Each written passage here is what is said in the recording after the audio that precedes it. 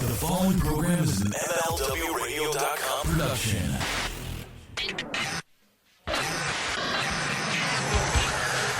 You listen to Something to Wrestle with Bruce Pritchard and you've never seen them live? Phenomenal. It's amazing. I don't remember the last time I laughed that much. Yes, I had a great time. But it was a great time. Best time I've ever had. There's no way you'll hear those in the podcast. Highly recommend this. And you live within driving distance of the New York area? New York City, get ready. Friday night, January the 19th, and Something to Wrestle with Bruce Pritchard and Conrad Thompson live at Barclays Center. Get your tickets now. The place to get them is boxofgimmicks.com. How much would you pay for an event like this? To be entertained for hours, to hear stories you can never hear on the podcast. $100, $83, $50, $40. No, tickets are available at just $35. Oh, yeah. Even if you've already been to a live show, trust me, trust Bruce. We will have a huge announcement. This is definitely not the one to miss. And a very, very special guest. You're going to want to tell people you were there when... For that low price of $35, you can even go to the Brooklyn Nets basketball game because the tickets start at only $35. Can you imagine? Only $35 for an NBA basketball game and Something to Wrestle with Bruce Pritchard and Conrad Thompson live. Join us Friday night, January the 19th at Barclays Center. Get your tickets now. The place to get them is boxofgimmicks.com. Welcome to WHW Monday. Tony Schiavone and Conrad Thompson. Jim Crockett for Starrcade, 605 NWA. TV title, Cajun Omni, the Bunkhouse Stampede. Flair and Horseman, Garvin, Bogey, Magnum, Dusty, Express Tag Team. Turner, Bonnet, Mid-South Joint World Championship Wrestling.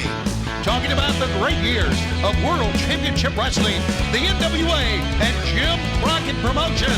Tony and Friends North they win. Look, Schiavone's back again. World title split off center stage. Bischoff, Disney, Hogan, and Nitro. New World Order and the Crow. Thunder, Russo, Arquette Champ, Vinnie Mac, simulcast. Tony's back with Conrad, not your classy podcast. Watch along, try not to laugh. Lois rules, cat back. This wasn't the initial plan. Thompson's a good-looking man. Klondike Bill, make a trip. Tommy, you come over here.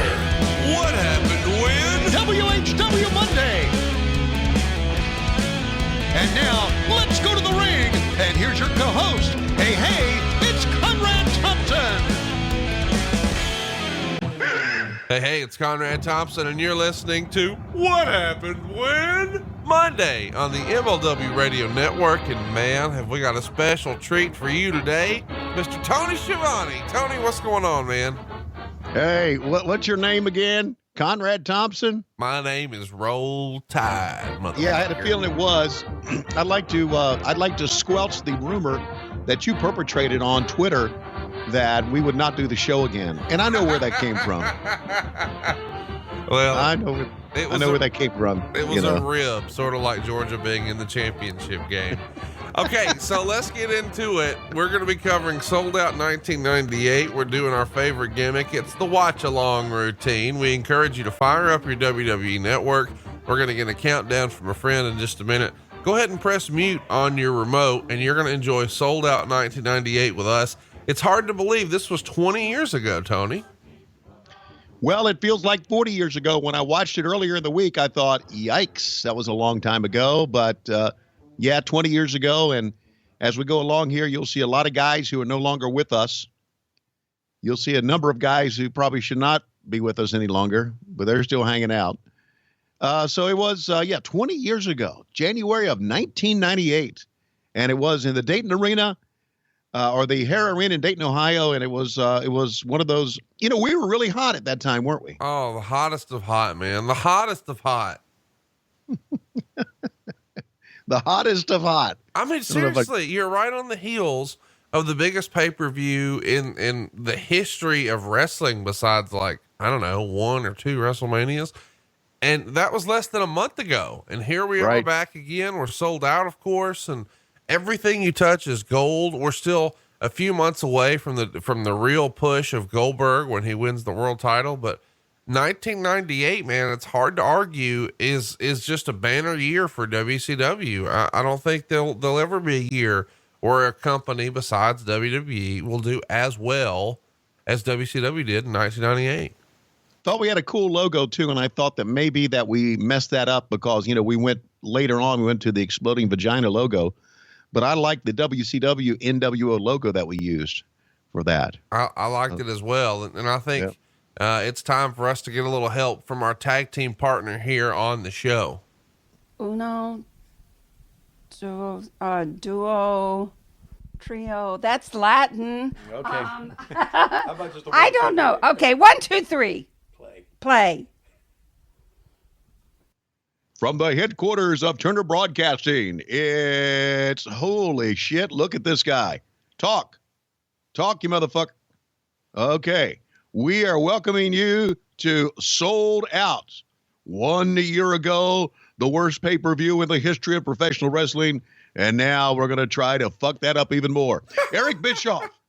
And the question is, will Kevin Nash really show up this time? Oh, God. They were going to put a $1.5 million guarantee that he would show up. But that still wouldn't guarantee he'd show up, because if Kevin Nash didn't want to fucking show up, he's not going to show up. Ladies and gentlemen, Super Brawl is almost here. The Giant and Kevin Nash, a match that we had booked for Starrcade, will happen tonight. Welcome to Snowed Out, brought to you by Snickers. When you're not feeling yourself, you look like Eric Bischoff. Oh my gosh. It's hard to believe that, that match was supposed to happen at Starrcade. Of course, we're going to get it here tonight at Sold Out. And it's probably what I remember most about Sold Out. And there was a lot of hysteria around you guys running another Sold Out. It feels like, the Sold Out 1997, which we've covered in our archives, available at WHWMonday.com, is widely regarded as the worst WCW pay-per-view of all time. I don't know that I would go that far, because I could think of at least one or two more, but was there any sort of criticism within the company of, holy shit, we're doing this again? If we had made it an NWO pay-per-view, there would have been, but the fact that we made it a WCW/NWO pay-per-view, there was no criticism on the inside for that. I like the look of the show in that. I like the logo. I mentioned that.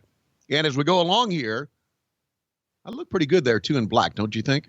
Well, I was just wondering, what's up with what Bobby Heenan's wearing? I don't know if he looks like a villain from a movie, does he not? With the red shirt and the black jacket, feels like he's got a deal with the devil. He's here to offer you.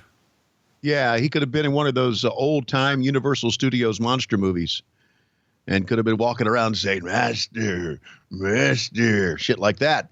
Of course, Dusty Rhodes is going to have a big part of the show as we go along here. But anyway, I like the logo. I like the spray can that they had for the transition. That was cool, wasn't it?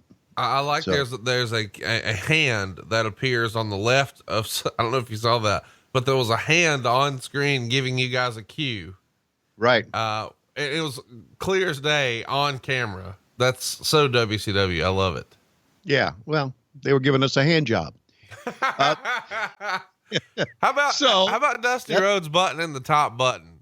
Isn't that something? I thought that was something that only happened in the Hispanic community. Turns out fat guys from Georgia will do it too. Yeah. Fat guys from Georgia and the Hispanics going to Walmart on Sunday, dress up like that. So we have a great crowd in the Hare Arena, and let's go down to David Penzer for the ring introduction. I meant like Conan going Odele Vato, just buttoning the top button. I didn't know you had like a Walmart experience you wanted to share with us. Oh God. I went to, I went to a Walmart. There they are right there. Are they on their way to Walmart right now? They're on their way to Walmart on the Sunday. We're going to get cheese. Yes. And we're going to get bologna. Oh yes. Oh my God. And listen, afternoon, Hector Guerrero is going to get beer. Only buy beer after 12 noon. Welcome to an 8-man clusterfuck. I thought Liz Mark Jr. was pretty damn good. I feel the opposite. Like, of everybody in that group, Juventud Guerrero's my man. Oh, yeah, okay, I agree. But they all pale in comparison to Lapaca, the chairman of... Look at this group. Dude, I'll tell you this, though. Let me just be honest. And I know that I'm wrong for this. But the homie up front here, Silver King, looks like he's a character on Pee-wee's Playhouse. That's exactly right.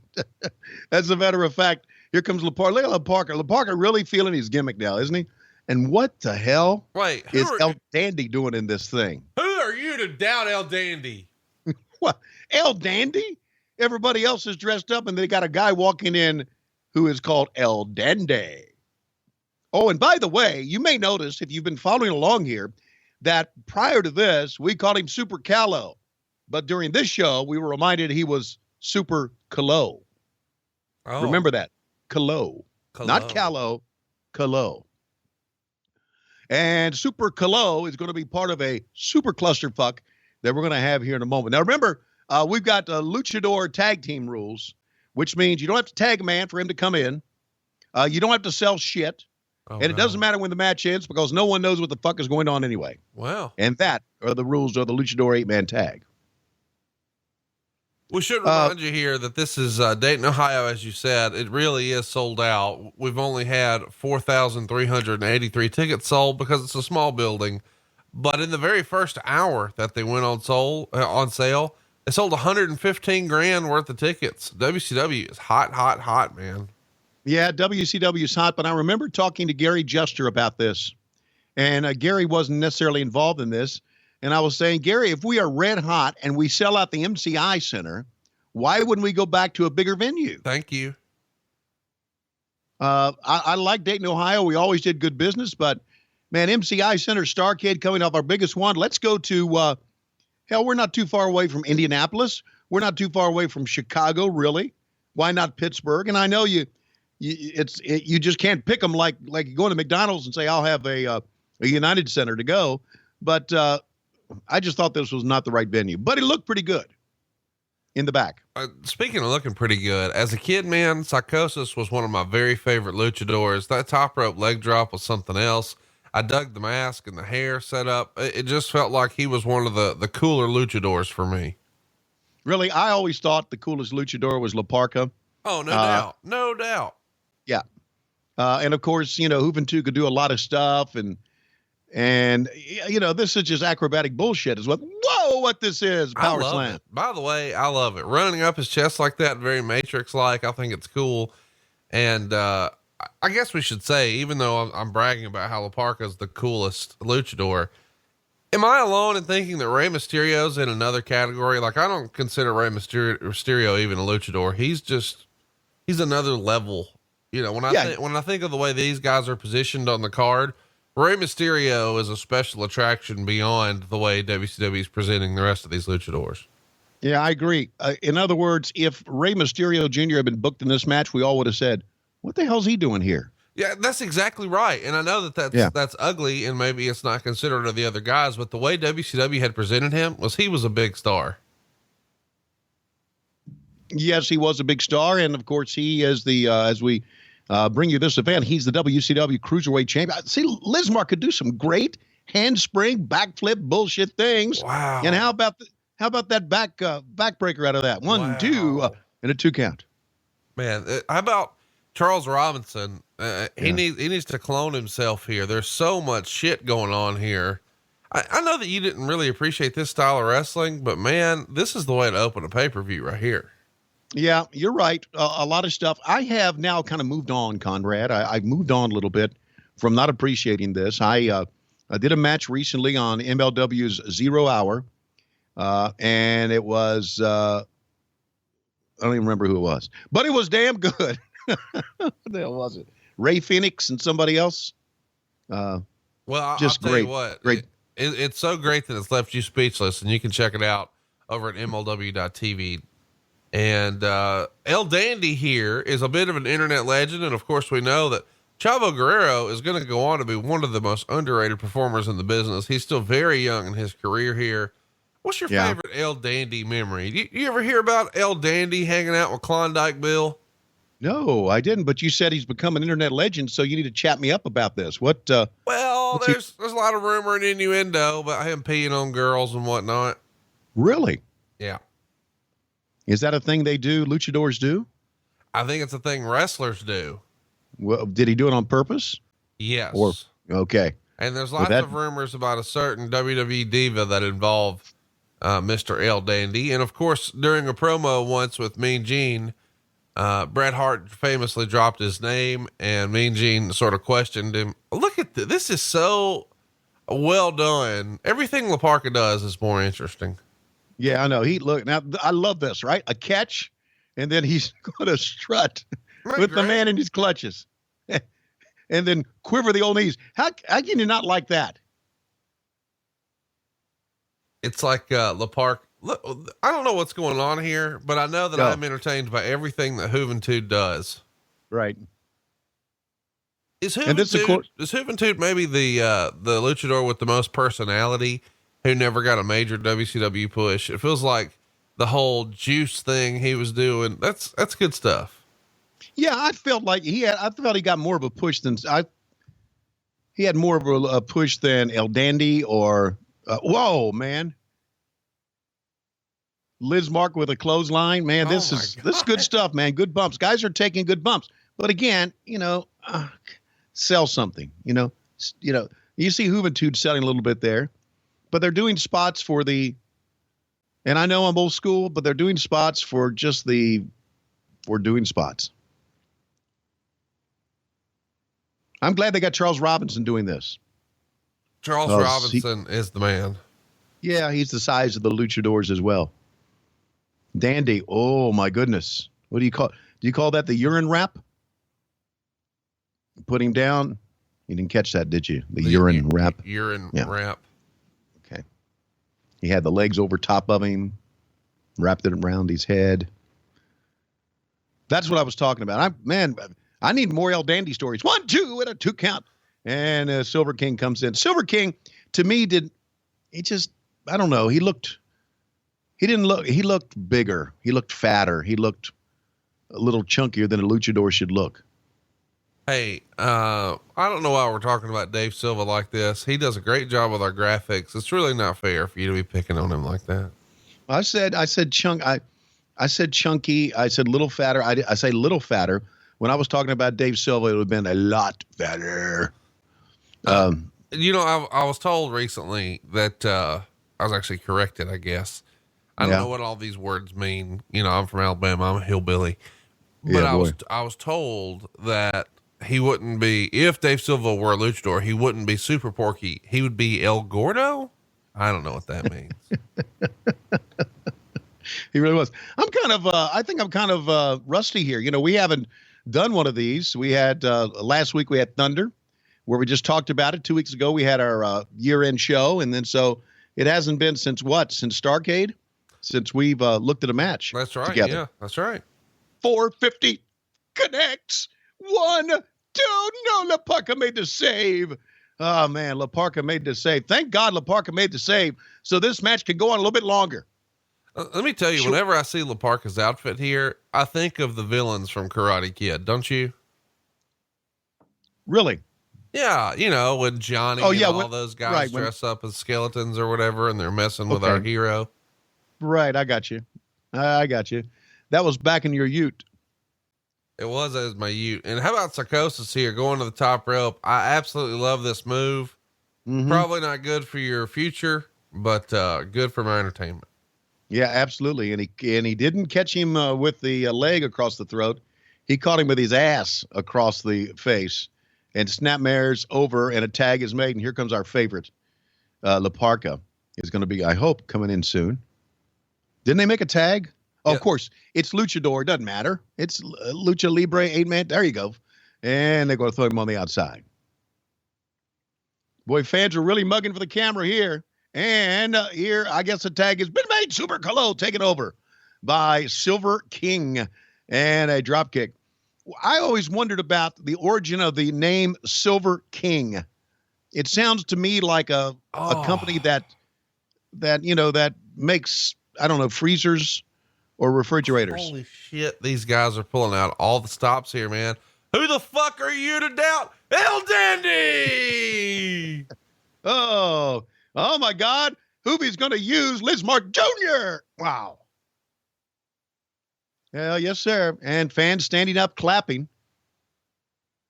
Today, they would all say, fucking awesome. We're cheerleaders. Oh, yes, sir. And a acai moonsault from the top. I just can't believe this is just one after another, man. I know. Just nonstop action.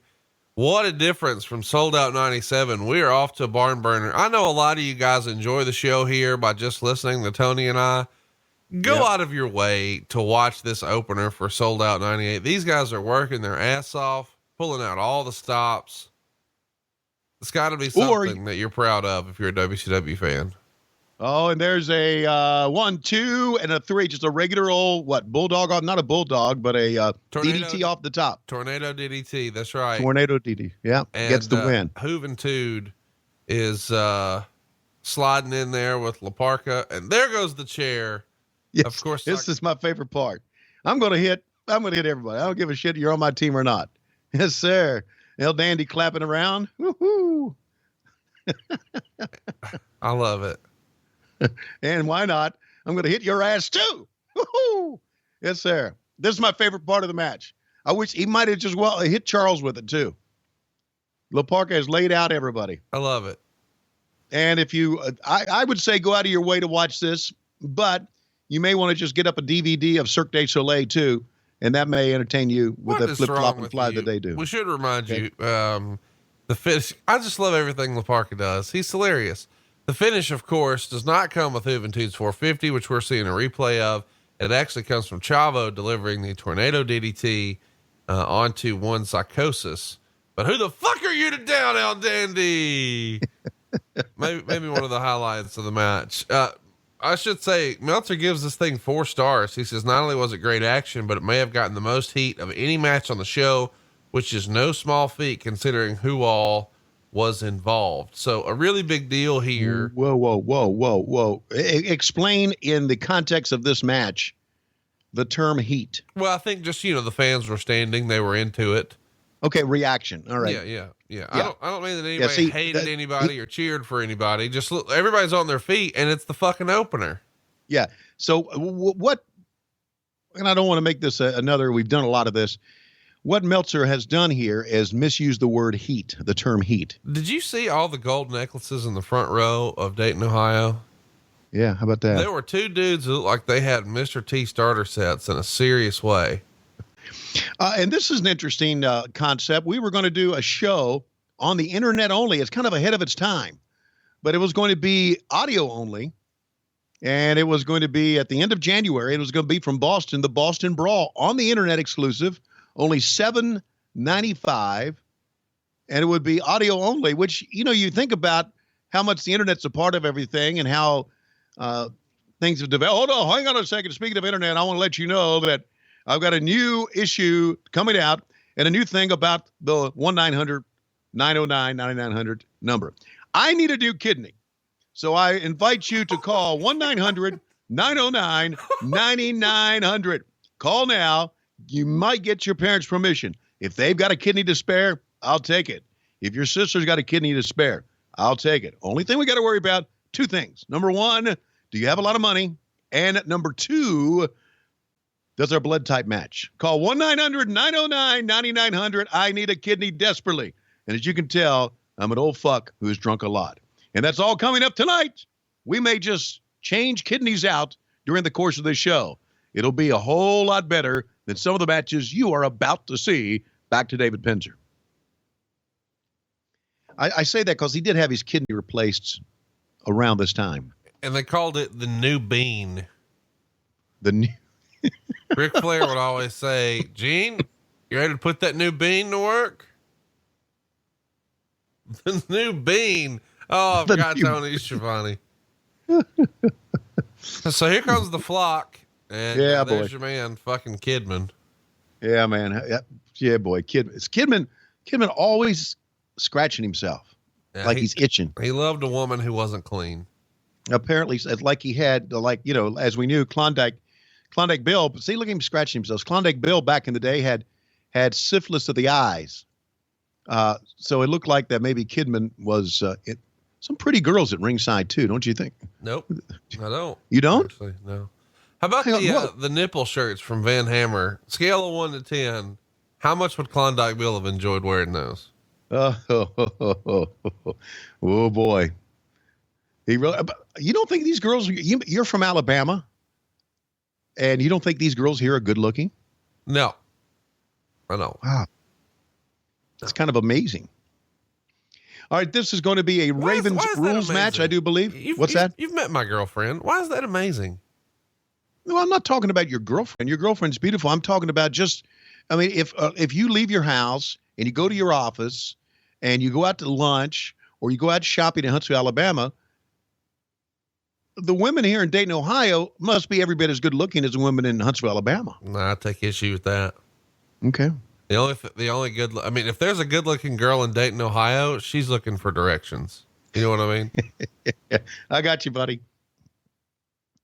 Well, they've taken here a bunch of guys who are basically, I think they've taken a bunch of turds here and made them into something. This Ravens flock. And of course, as he says, once again, society has tried to conform me to its rules. They've left me all one, but I've been left alone before. As a child, I was mistreated. I had no friends in school. I cheered for the Georgia Bulldogs in the championship game. What about me? What about Raven? Oh my God. All right, let's bring out the crippler and get this bullshit over with.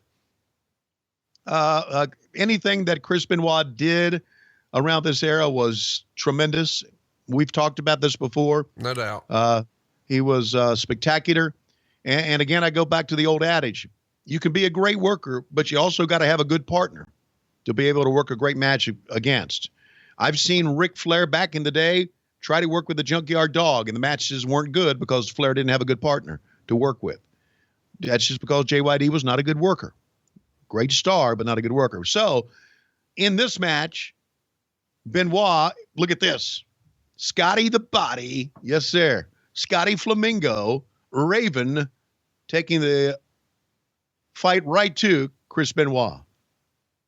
One of the things I've always noticed about Raven that I think maybe some of our listeners have lost is that he has different color soles on his boots, because apparently he has one leg a little longer than another. So he's got more sole on one side than another. Do you think that affected his wrestling at all? No, not at all. Do not think it affected him all. I thought he worked through it quite well. And this is what I would consider heat. The heels beating up the baby faces, attacking the baby faces, where the fans want to see the baby faces come back. That's heat. That's Meltzer confuses heat with crowd reaction. Right. And I guess in today's wrestling society that we have, if I can call it that, there's no more heat anymore because the curtain's been drawn back. I should tell you that Meltzer gave this match 3.25 stars. And he called it a very good match, probably even better than what you would have expected. And we should remind you that this was actually yet another match that was supposed to happen at Starrcade. Of course, it didn't. Raven had been suffering from an illness and was down quite a bit and had to get his weight up and his strength up. So instead, they, called an audible for him. But he's been sort of hurting for a while, and they're finally able to deliver on that match. And I want to kind of piggyback what we talked about earlier. This show sold out in 4 hours, and Meltzer would write, after the arena was set up, there were about 700 additional seats released the day of the show. But for all real purposes, this is a 4-hour sellout, which also points out that WCW at this stage of the game has outgrown 5,000 seat arenas when it comes to pay-per-view events. Yep, exactly. We were kind of like, I thought we were still at this time, and I brought this up, still kind of living in the past. We thought we were still Jim Crockett Promotions. We thought we were still the Jim Herd era, and we weren't. Things are so hot here because you've got a total of 5,486 fans, 5,087 of which paid $133,750 total gate. And then another $64,468 in merchandise, which doesn't sound like a ton, but when you break it out based on per fan, that's $12.68 a head, which Meltzer called the biggest per head merchandise figure I've ever heard of in the United States. That tells you how hot WCW is right here. Yeah. It also tells you as I think, you know, I don't know if you asked me this or maybe somebody asked me this. I guess maybe Brian Alvarez asked me this on the Wrestling Observer live show, whatever. He asked me, when did I think that WCW was starting to go downhill? And a lot could be pointed to from Starrcade 97 until that time. But realistically, between Starrcade 98 and Starrcade 99 is when WCW started really going downhill. But a case could be made that it started right before this, with the Hogan Sting finish from Starrcade. But we're still hot here. We're doing great merchandise. We're doing great business. And it's very apparent that we could not contain how hot we were. In other words, we could not pick up on it and move forward. It's worth mentioning that WCW in 97 experienced a 59.1% increase in attendance. So things are looking way up for the company here. And I know that a lot of people say, oh, Starrcade was the end in 97, but it really wasn't. You know, we're a long way from the end. We're still well before the Goldberg phenomenon, and we're still doing great business. And, you know, it's easy for us to sort of armchair quarterback here. Sure. But this is the second match of the show, and it's a damn good match. And coming up in just a minute, we've got Chris Jericho and Rey Mysterio. This roster is unbelievable. So why couldn't we hang on to this? Why couldn't we continue with, and of course I know things go in cycles and not everything stays as hot. Television shows, they all have the run. But I look back on this time and I think maybe we were just a little bit too arrogant. Maybe we thought we're so hot that there's no way we can go down. And maybe we became complacent about what we were doing. That could be part of it. I don't have the answer to that. But that when you go back and you think about it, oh my goodness, everything that Benoit does, his suplexes are so crisp, so good. But if you think about it, maybe it's the arrogance of us. We're hot. Just continue the course. To me, and football coaches, the great football coaches will tell you this: when you're winning is when you got to work harder, right? Right. So maybe we didn't work hard enough to continue this winning streak of ours. I'm just kind of, theorizing here. Freestyling. Thank you. So I agree. I just don't get it. A big 8-man luchadore tag match. These two guys working a very stiff match. And then of course we've got Jericho coming up, and my God, we got Ric Flair against Bret Hart. We've got a lot going on here, and we're going to have Roddy Piper come out. My God, the talent we have. We should mention that we're on the heels of the biggest pay-per-view that anybody's put on in like 6 or 7 years. We're talking 650,000 buys, which is a really, really, really big show for Starrcade. Hey, Ric Flair's calling me right now. Should I answer? Yeah. Why not? Hello? Mm-hmm. Oh, so Ric Flair's a Patriots fan now. I thought Ric Flair was a Falcons fan. Oh, sure. He's a front-running motherfucker. Tell him I said that. Jesus Christ. Well, it's about time for this call. So, yeah, Ric Flair. Who's he cheering for today? I'm doing a podcast with Tony Schiavone right now, and I'm giving him shit about Alabama beating Georgia. Tell him to.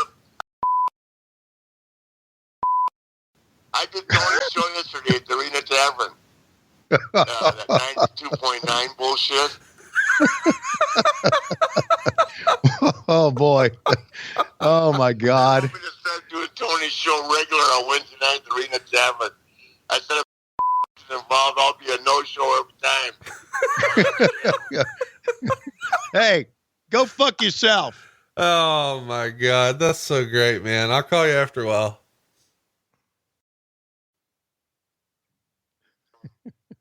Tell Schiavone what? I hope he has a car wreck on the way home. All right. I'll call you later, man. Tell him good send his kid down to bug me during the fucking game. What do you want? If he wants an autograph, just drop by the house. Oh, God. Thanks, man. I love you guys. You too, bud. Bye-bye. You never know what's going to happen on What Happened When, right? Oh, God. Well, Rick is referring to the fact that Rick and Conrad were at the national championship game, and Chris Schiavone went down to visit with them. Well, and he was invited. Yeah, right. Of course. I said, hey, man. To be able to get near you guys, you got to be invited. Oh, whatever that means. I'm just saying. We said, hey, man, come. Since I can't go to your dad because I don't have press passes. Yeah. Come down here and hang with us. So he did, and right. We had a phenomenal time. I guess I should go ahead and thank Ric Flair for lining me up with the best experience in the history of college football. We got to go see Darius Rucker do his thing and then cruise over to the game. And we were basically on the field, and just to the left of us, I don't know that Chris told you this, but Stephen A. Smith's over there. Tim Tebow's over there. Todd Gurley's over there. Gus Malzahn, Jimbo Fisher. I mean, it's a pretty cool deal. And of course we got to see the greatest football game in the history of college football. Okay. That's nice for you. And the fact is that let me mention this as the Benoit match is still going on. Ric Flair referenced Terry Fox, who is my boss at Sports Radio 92.9 The Game and a hell of a program director. So, tell Flair after this is over, call him back, tell him to go fuck himself. I was going to have Matt Coon clean that up. But we'll leave it in. You know, I don't know this Terry Fox character. So fuck you, Terry Fox. Terry's a good guy. I'm sure he is.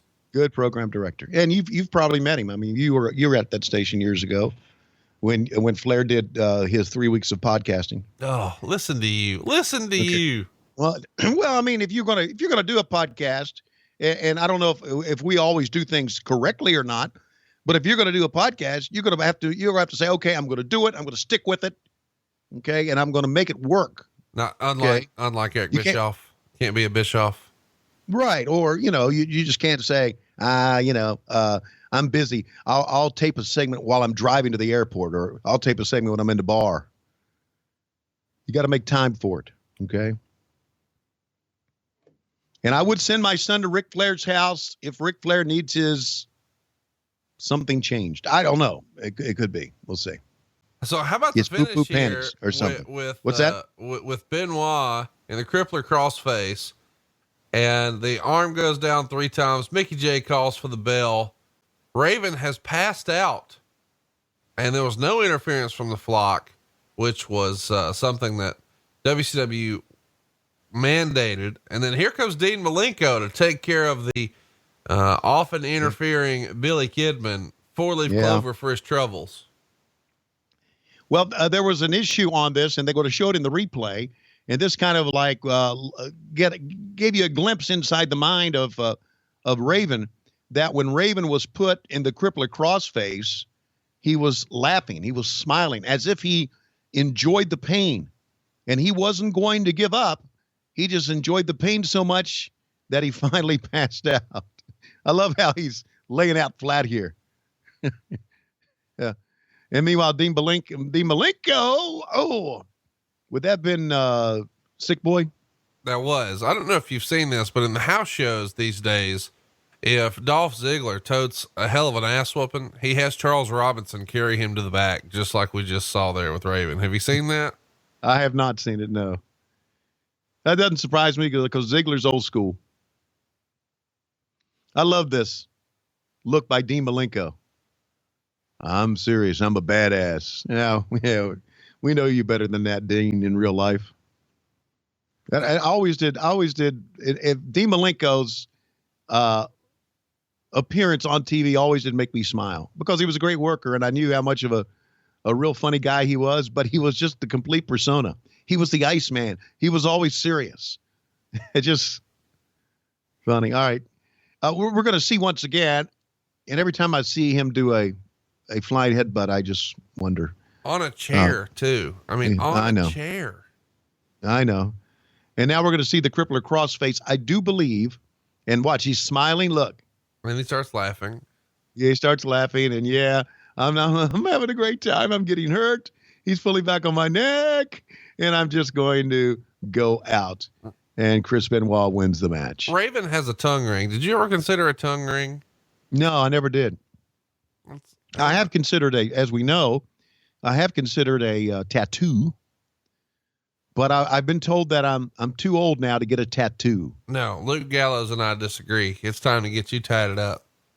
Yeah. How about a caricature of Lois Schiavone on my arm? What do you think? I love it. I love it almost as much as Raven's even flow DDT. I thought Raven had one of the best DDTs in the business. What do you think of that? Great worker. I agree. Absolutely. Raven did, Benoit did. I really think that those two had great Benoit had great suplexes. I agree with that. And here comes another talent. Have you seen the match against Omega? Have you seen that match? I have. Jericho Omega is what we're talking about because Chris Jericho is on his way to the ring here. At this point, still referring to himself as the Lionheart, still trying to get the fans to cheer him. This is maybe the beginning of Chris Jericho's breakout year in the business, in my opinion, where he starts to do a little bit of comedy action.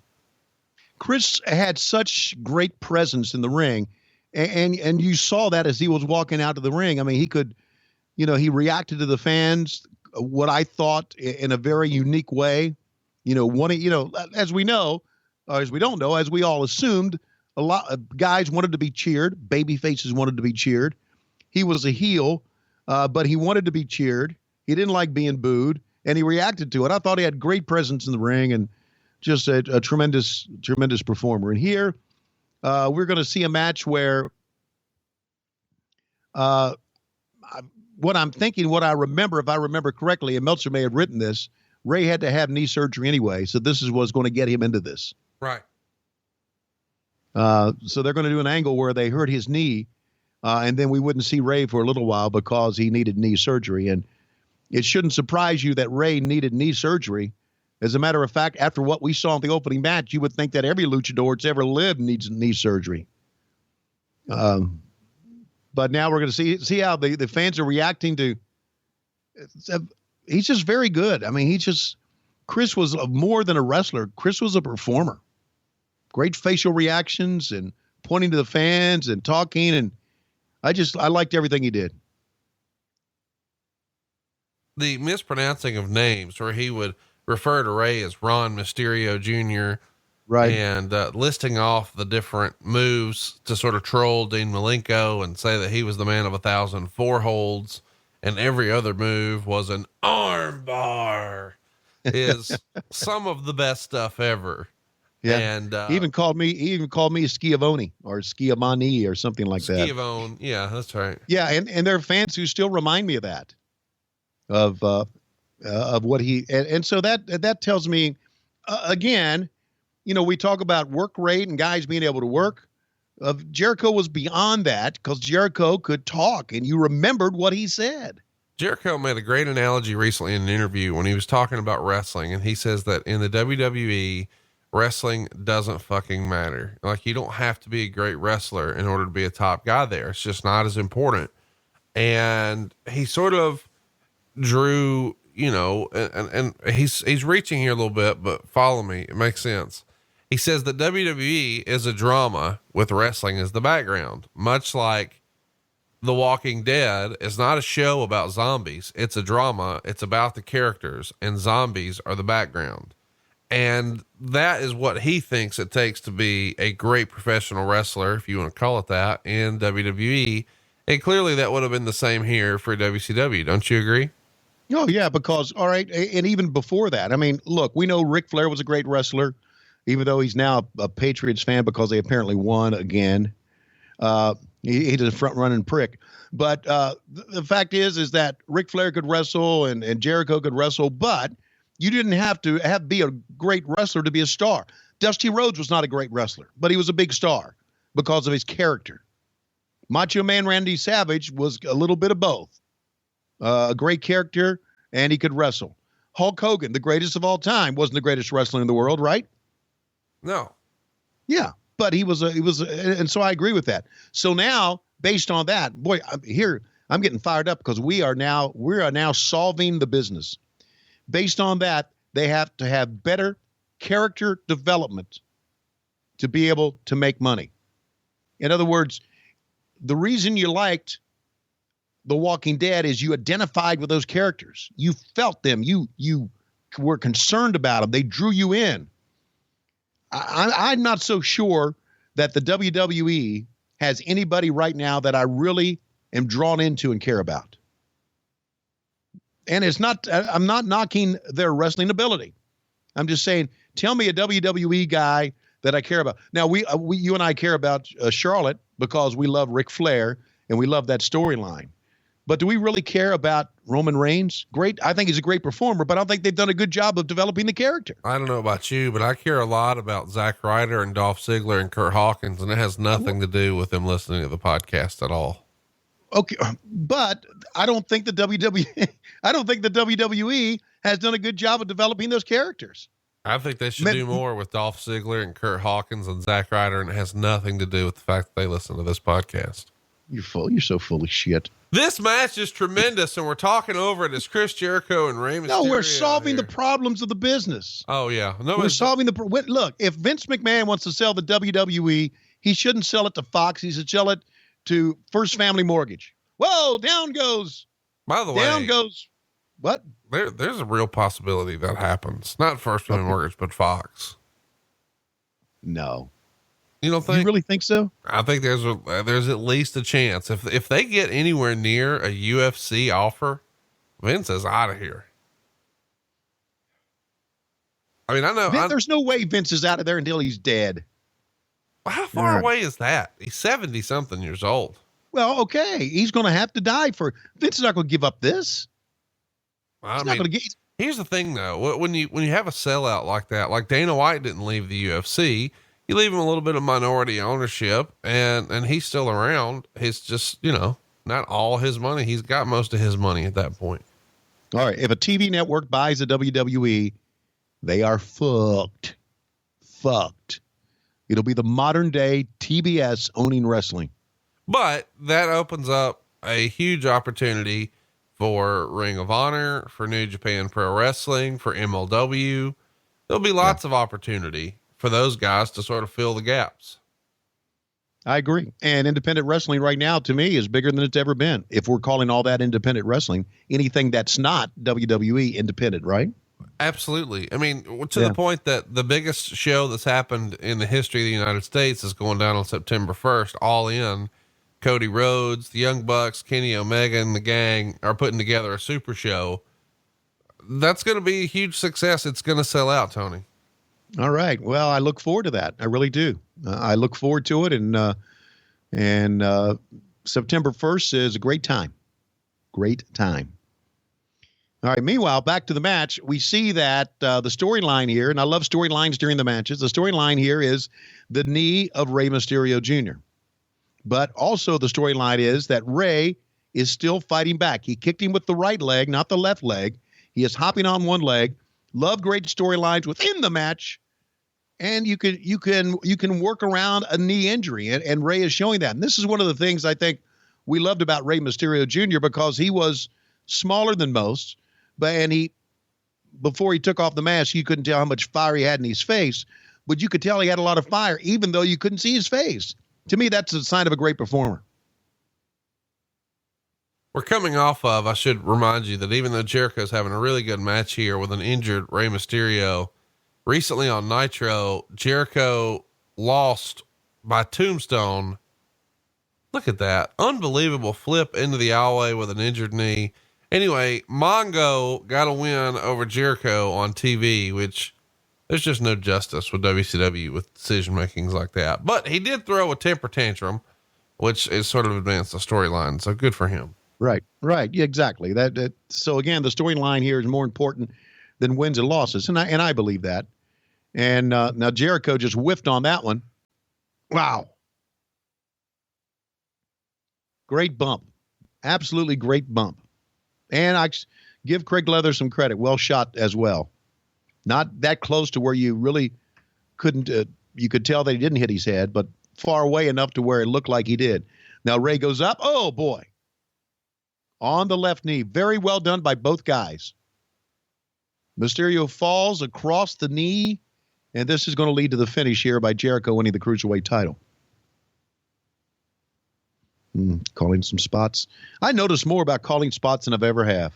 Well, in this match, it was pretty obvious. This is obviously when Jericho was still sort of sorting his way green out. I mean, he's not too green, but he's not the veteran he is now. And so Jericho knows obviously lots of tricks of the trade now to make it less obvious. But if you know what you're looking for, you can see it a dozen times in this match. Wow. What a finish. Into the Lion Tamer. The Lion Tamer. Ring the bell. Charles Robinson, he's tapping out. We've got a new Cruiserweight champion of the world. It's Chris Jericho. My God, he needs to break the hold. Break the hold, motherfucker. Oh, yes, he's the winner. Chris Jericho is the Cruiserweight champion. And now, raise my hand. See, all that stuff is good. Big, beautiful, blonde hair, a lot of teeth, a lot of smile. And now he wants the fans to cheer for him.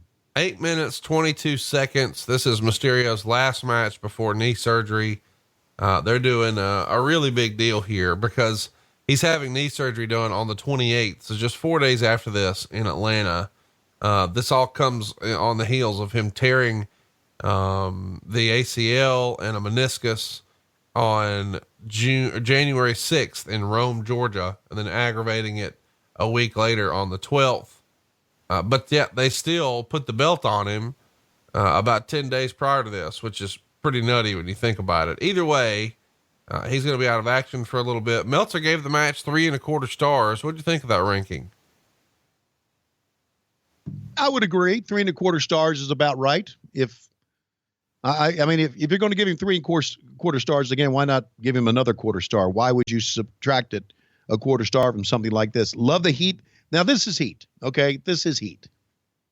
He's doing things that fans are pissed off about, tearing the brace away, pounding the knee with the brace. And now he's going to put the knee up against the steel steps. I think this is heat. Now fans, because we got a lot of NWO fans, and we're starting to turn fans into heels.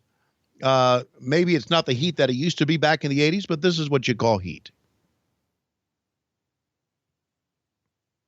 Love this. Take the right knee, stick it up in there. It's good stuff, man. It is good stuff. And I encourage you to go out of your way, to watch this early Jericho Rey Mysterio match. If you're going to be on the fence about what to watch wrestling wise this week, Rey Mysterio, Jericho here is good stuff. And now he's mad at the fans because they booed. And then he said, I'm so sorry. I'm so sorry. And I think, yeah, you're the sorriest excuse for a champ I've ever seen. Tony Schiavone playing babyface there. Which really isn't fair because at this point you had seen Ronnie Garvin as world champion. You know what I mean? Wow. I mean, he was the shits. Nobody bought it. He was awful. Yeah, nobody bought it. He was awful. But back that time, who are you going to give it to? Dusty again? Yeah. Luger? Yeah. Okay. Just a star. That's all. Okay. But don't you think it helped? Don't you think it helped make Ronnie Garvin a star? He was such a big star that y'all let him go right the fuck to the WWF, and he got in a feud with Greg Valentine, and he was out of there. The finish to this match is tremendous. It looked like Ray was going to go for a top rope Hurricane Rana, and instead Jericho held on, put him right into the Lion Tamer. I thought it was a very innovative counter. I hadn't seen it since it happened. So when I watched it back this week, that was my takeaway. Holy shit. And I'll let you take over from here. All right. Thanks a lot. We are going to, in the middle of this pay-per-view, just send it to a fucking screeching halt. To my left is the most boring man ever in wrestling, James J. Dillon. JJ, you and I have talked here many, many times before. Most of the time when we talk, it isn't worth a shit. This time we have purpose. Now, JJ, I'm going to talk as long as I can because we do not want to hear you talk, and we do not want to fuck up the show anymore. We've had some great matches, and now in the middle of these great matches, we're going to bring you in. Let me ask you also, JJ, did you color your hair blonde before you arrived?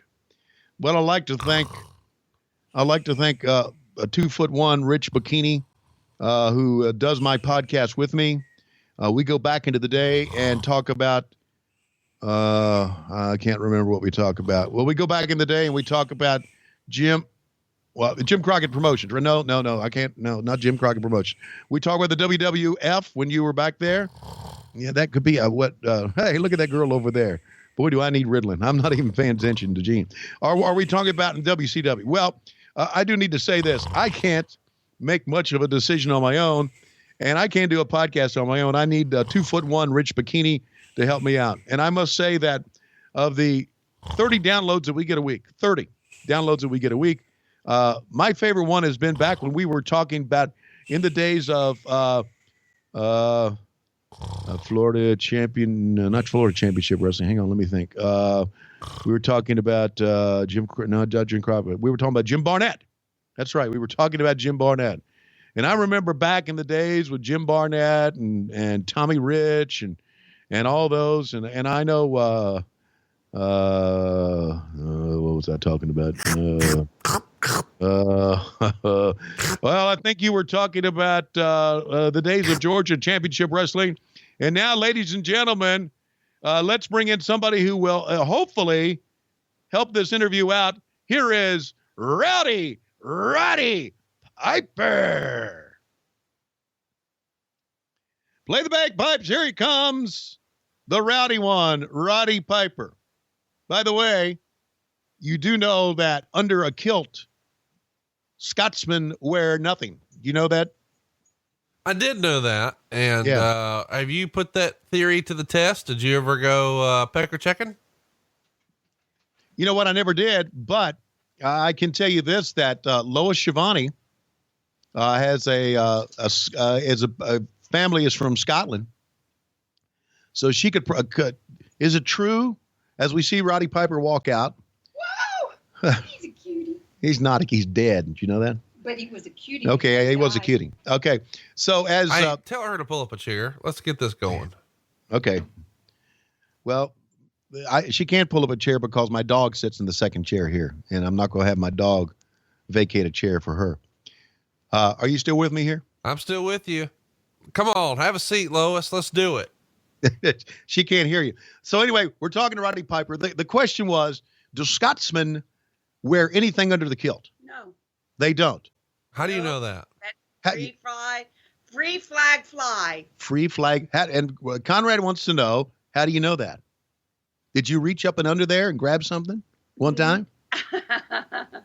No, I just know a lot of Scotsmen who say. Speak up, lady. You're on the air here. Did you ever see the Outlander show on Stars? No, I didn't. Well, that explains it. Okay. And did you ever see Braveheart when in that battle scene when they all turn around and moon the English? Hey, ask her if I can show her my all you have to do is watch a little TV instead of all this stuff. Okay. Thank you for bringing. I came for your cup. Came for my cup. She's bringing me tea. How about that? How about it?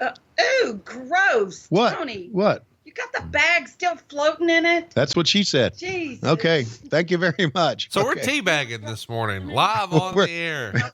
Float a little bit better. We're teabagging at the Schiavone house this morning. Okay. Oh, I'm out. Bye, honey. Okay. Take care. And you want tea? Yes, I want tea. Thank you very much. With lemon? But I want to say something because I'm in charge here now. I have certainly taken this interview, which put people to sleep.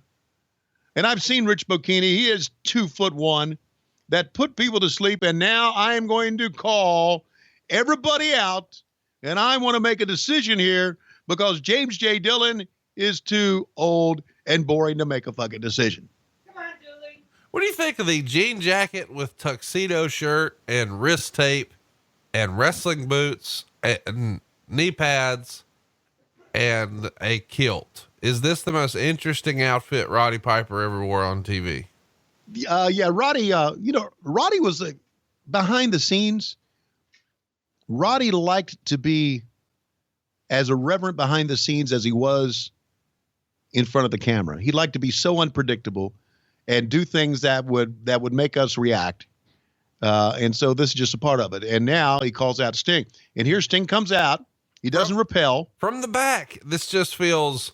Yep. I don't like it, and I know we've talked about it before, but it's what made Sting special, and now he's just part of one of the boys, and they just call him out, so he just walks out from the back, and it doesn't feel like he's this loner character anymore, and I guess he's not. And the fans are still hot for this, though. It's the biggest feud in WCW history. We're 1 month on the heels from the biggest pay-per-view, and we've broke that down in long form, good, bad, and the ugly, but here we are. We've got two of the biggest stars in the business now with Roddy Piper and Sting in the ring. And unfortunately, J.J. Dillon's in there too.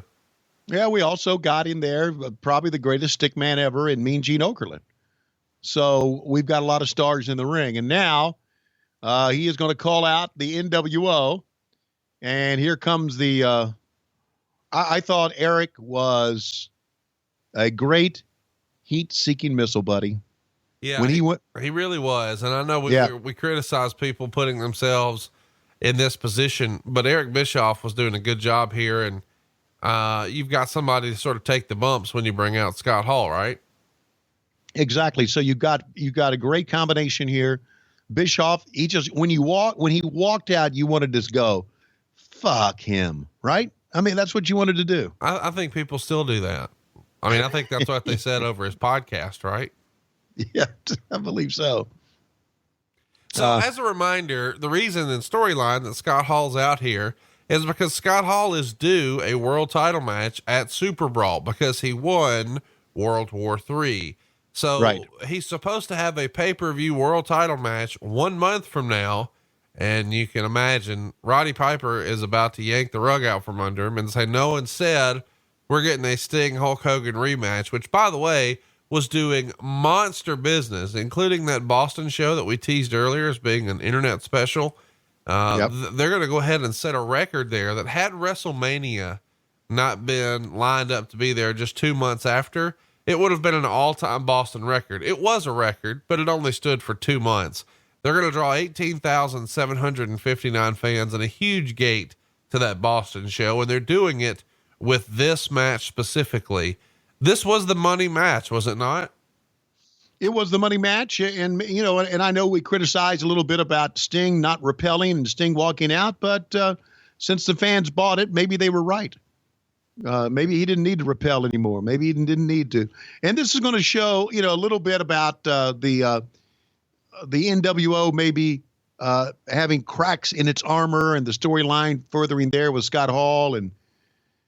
And so anyway, so now they're saying just, give me my title match. Hogan says, give me my belt. And Roddy Piper is going to make the match of Hogan and Sting in the rematch at Super Brawl. And the good news is that JJ's not talking here.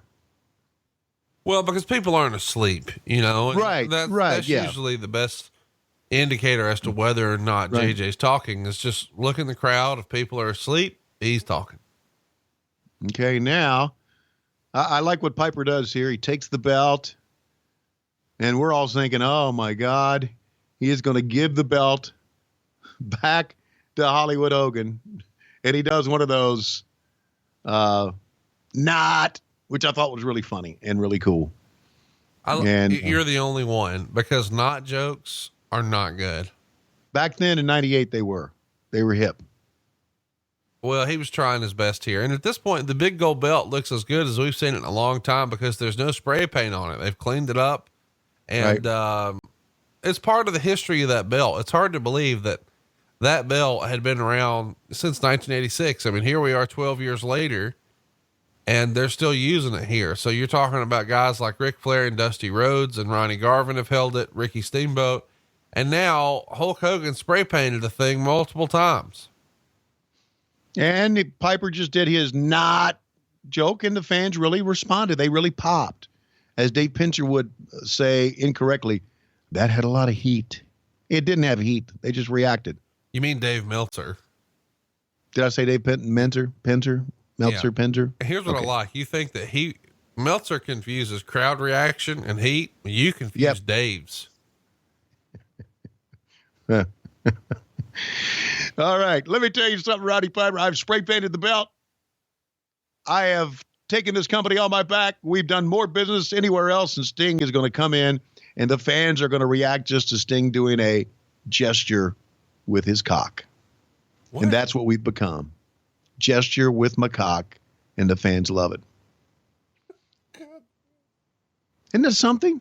Well, he hasn't crotch chopped yet, but when you sort of skipped ahead there and you said he did a gesture with my cock, I'm like, well, what are we watching? We're not watching the same thing. We'll get ready. When Scott Hall says, fuck this, I'm done. I've been screwed out of this. Where's Scott Hall going? And Hogan, of course, is going to take a step. Eric does a great heel job with following Hogan everywhere he goes. Piper's got to have something to say. And then Sting, who says nothing, and Heenan said, which I thought was very funny in this, the last time I heard Sting say something, he just burped, which I thought was very, very funny. Sting is going to do the gesture with his cock, and that's going to get one of the biggest pops of the night.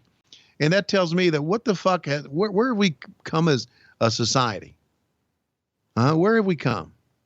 I have no idea. Well, they've been trained to believe that based on the other station. That here we go. Watch, here it is. Yo, there you go, right there. Woo! Man's going crazy. I'll do it again. Cock, cock, cock, cock, cock, cock.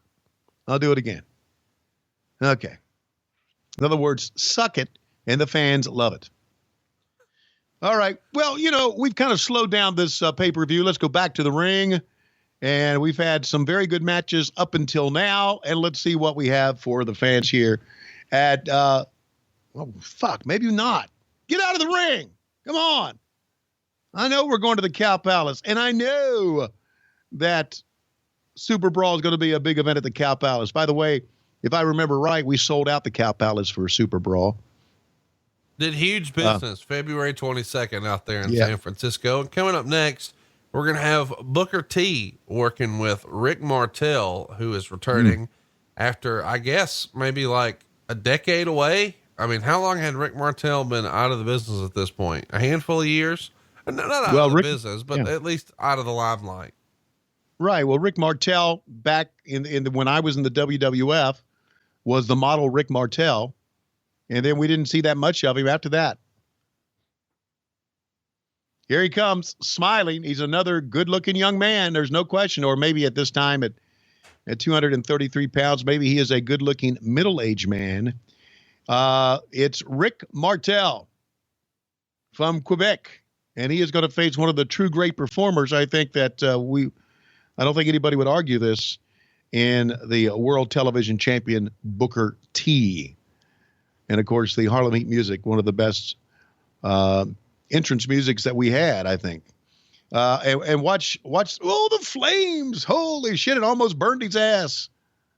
Man, I never did get that. I never did get, we had so much pyro, so much flame, so many flames, so much, I don't know, so much smoke that a lot of times I thought that just overshadowed entrances of great stars. Feels and like there the beginning of a big push here for Booker T, does it not? Right. Yeah, I think. And let me ask you this. Did you feel that was slighting Stevie Ray? Oh, for sure. Absolutely. This is the breakout moment. And at this point, it's been identified. Booker T's the Shawn Michaels of this group. Right. So it's basically telling the world that Booker T is a big star and we can do something with him. But it's also telling the world that Stevie Ray, you're not worth a fuck, right? Well, I don't know if not worth a fuck, but he's the Jim Neidhart. He's the Marty Jannetty. I mentioned Marty Jannetty because Jannetty had just worked for you guys on Raw. Bruce and I just covered the Rockers and their run in the WWF on Something to Wrestle. But just prior to this, you guys had Marty Jannetty on Nitro. Do you remember how that came together? I do not. There's Shimani doesn't remember shit again.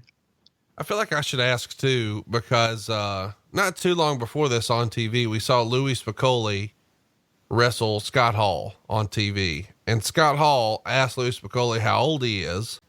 And he says, I'm 26, but I'll be 27 next month. And Zbyszko came out and tried to give Spicolli some advice. Hall challenged Zbyszko to a fight, and then Spicolli would jump Larry from behind. So it sort of was like Louis Spicolli's biggest moment in WCW, and sort of sad to say that right after he turned 27, just 5 days later, Louis passed away. Is Louis one of the most tragic stories of wrestling of 1998, in your opinion? Well, of that year, yes, because we all knew that that Spicolli had a major problem with drugs. And so, yes, he was a tragic story. But as time goes on, he's just one of the many tragic stories in the business. But of 98, yeah, I would agree. We had Spicolli I think I mentioned this before, do some Thunder commentary with us. And he was just, he was not produced. And he just said some things that I don't think worked for an announcer, but he tried really hard. But here we're going to see Rick Martel and of course, Booker T going at it for the television title. And, with the exception of them having to do a couple of these headlocks and arm drags, they wrestled, I thought, a pretty solid match. What did Dave Pinzer Meltzer give it? He gave it 1 star. Really? Yeah. And what was his reasoning behind that?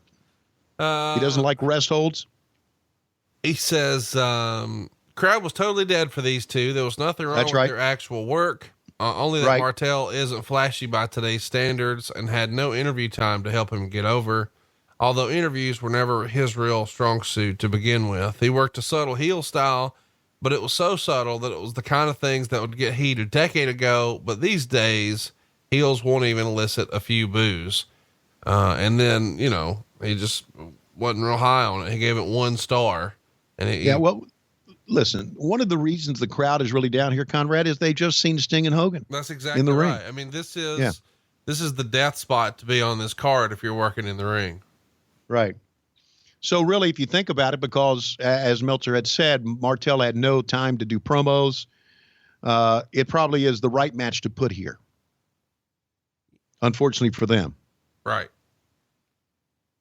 There had been an angle done with Martel and Perry Saturn that they're going to kind of further here at the end of this.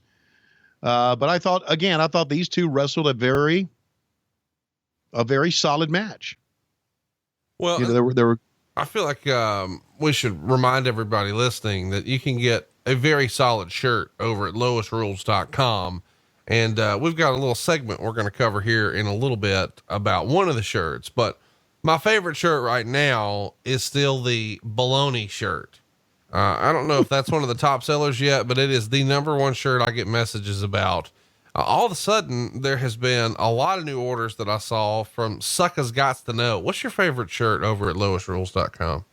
Well, because I know she is probably upstairs listening to me right now, it would have to be Lois Rules. You're getting soft in your old age. No, yeah. I've been soft for a long time. But I even thought about putting a bumper sticker on her car or on the back of her CRV, where the spare tire hooks on the back in the cover, and just put loisrules.com on there for her. Well, but she's really into that. And she always, she refers to herself as Lois Rules a lot of time in that third person type thing. I love it. Yeah. And you're going to love your shirt. Go pick it up. It's loisrules.com. And when you pick up a shirt, eventually, certainly not right after, but several weeks or months later, Tony Schiavone will call and thank you for your business.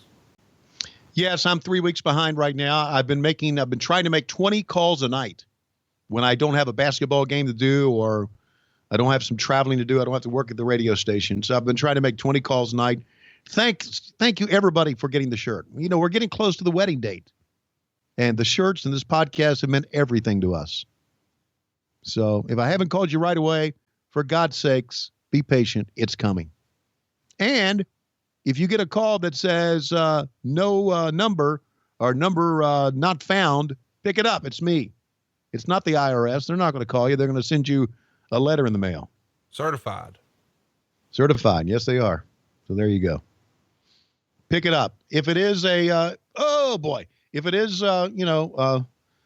a guy looking to pull some money away from me, just hang up on him. But please do pick up. Because I've had a lot of DMs after that says, oh, I didn't pick up when I saw no number found. I'm sorry, I missed your call. Well, what do you think it's going to pop up as? Tony Schiavone? Yeah, it's not. I mean, it's not that I don't think that you personally would take my number and give it to everybody else, but I'm not giving my number out there to people. All right, listen, fuck it. I'll do it. If you want to, if you missed a call and you want to call Tony back, his number's 281. What? Stop. 330.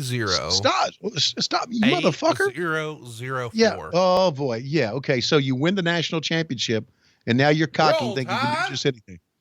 Thinking you can just do anything. I thought it was pretty cool the way you guys let us do a dusty finish in your new stadium right there. I mean, what a storybook ending it would have been had you guys done it. And then we're just the ultimate heels, man. It looks like you guys have got it. Boom.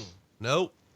I mean, it would have been your first one in 38 years, and it would have been a great story. The teacher and the mentor. And I mean, against all odds, you guys finally made it to number one, and then you had to go on the road to the Rose Bowl, and you beat the Heisman Trophy winner and a team that I thought was the best team. It was Oklahoma, and it happened in double overtime. And from the grips of defeat, you did it. And you only had one loss all year, but you got to avenge it, and you did it in the brand new stadium, and you squashed Auburn, and you showed everybody that you belonged. And then Alabama snuck in there and just fucked you in the ass. Roll Tide.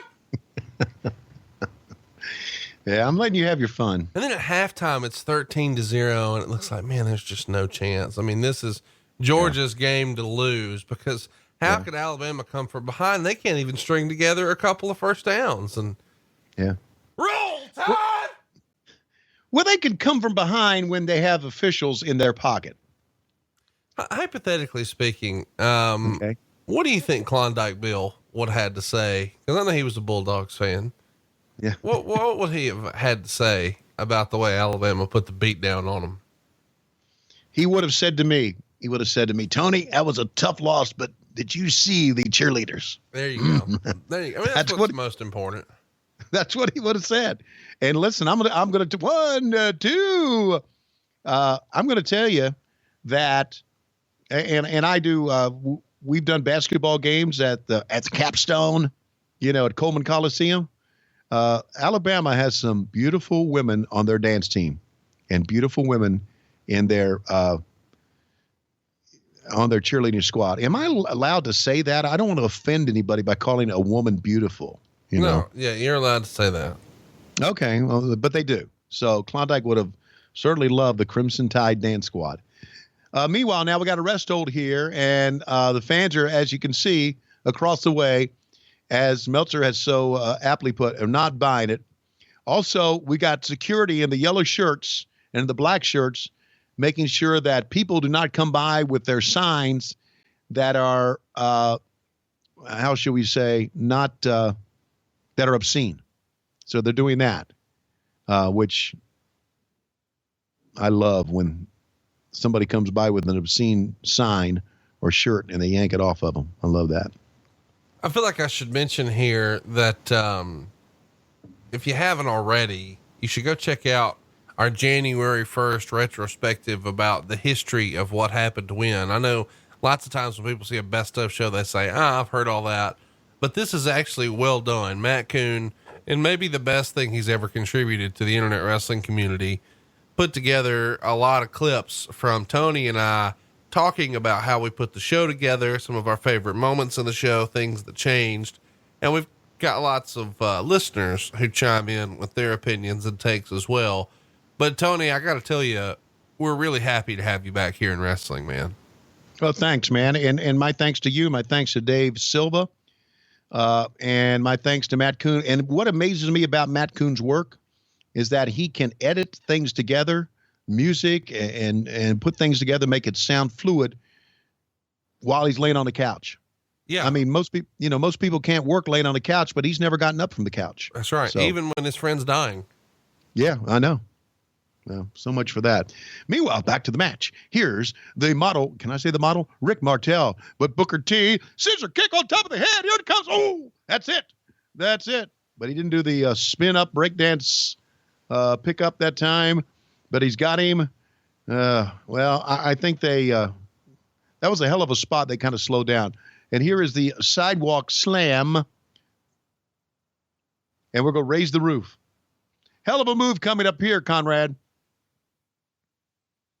The Harlem Hangover. Wow. A guy that size can make a move like that. 1, 2, and 3. And the fans did respond to that. So a match that gets 1 star at the end got a pretty good reaction. And you know what? The match does not have to, through the entire match, does not have to have crowd reaction through every bump or heat, as Dave Meltzer would say. A match can have a good finish, and the fans react to it, and I think it's a good match. Well, Ricky Steamboat and Ric Flair used to go 90 minutes. Do you think that was a 5-star match through the course of 90 minutes to be able to get there? I mean, it couldn't be nonstop action. I mean, right, exactly. That's what we're saying. The same thing. It can't be nonstop action. And I think sometimes at least today, wrestlers want that nonstop reaction from the fans. But if you, again, I go to this. If you take a gun out and shoot somebody, then you pull out a knife, the knife is kind of anticlimactic. So and here comes Perry Saturn in, and he picks up Martel. And then furthers the angle that they have going on there. So I don't mind matches with rest holds. I don't mind matches that, that draw out things.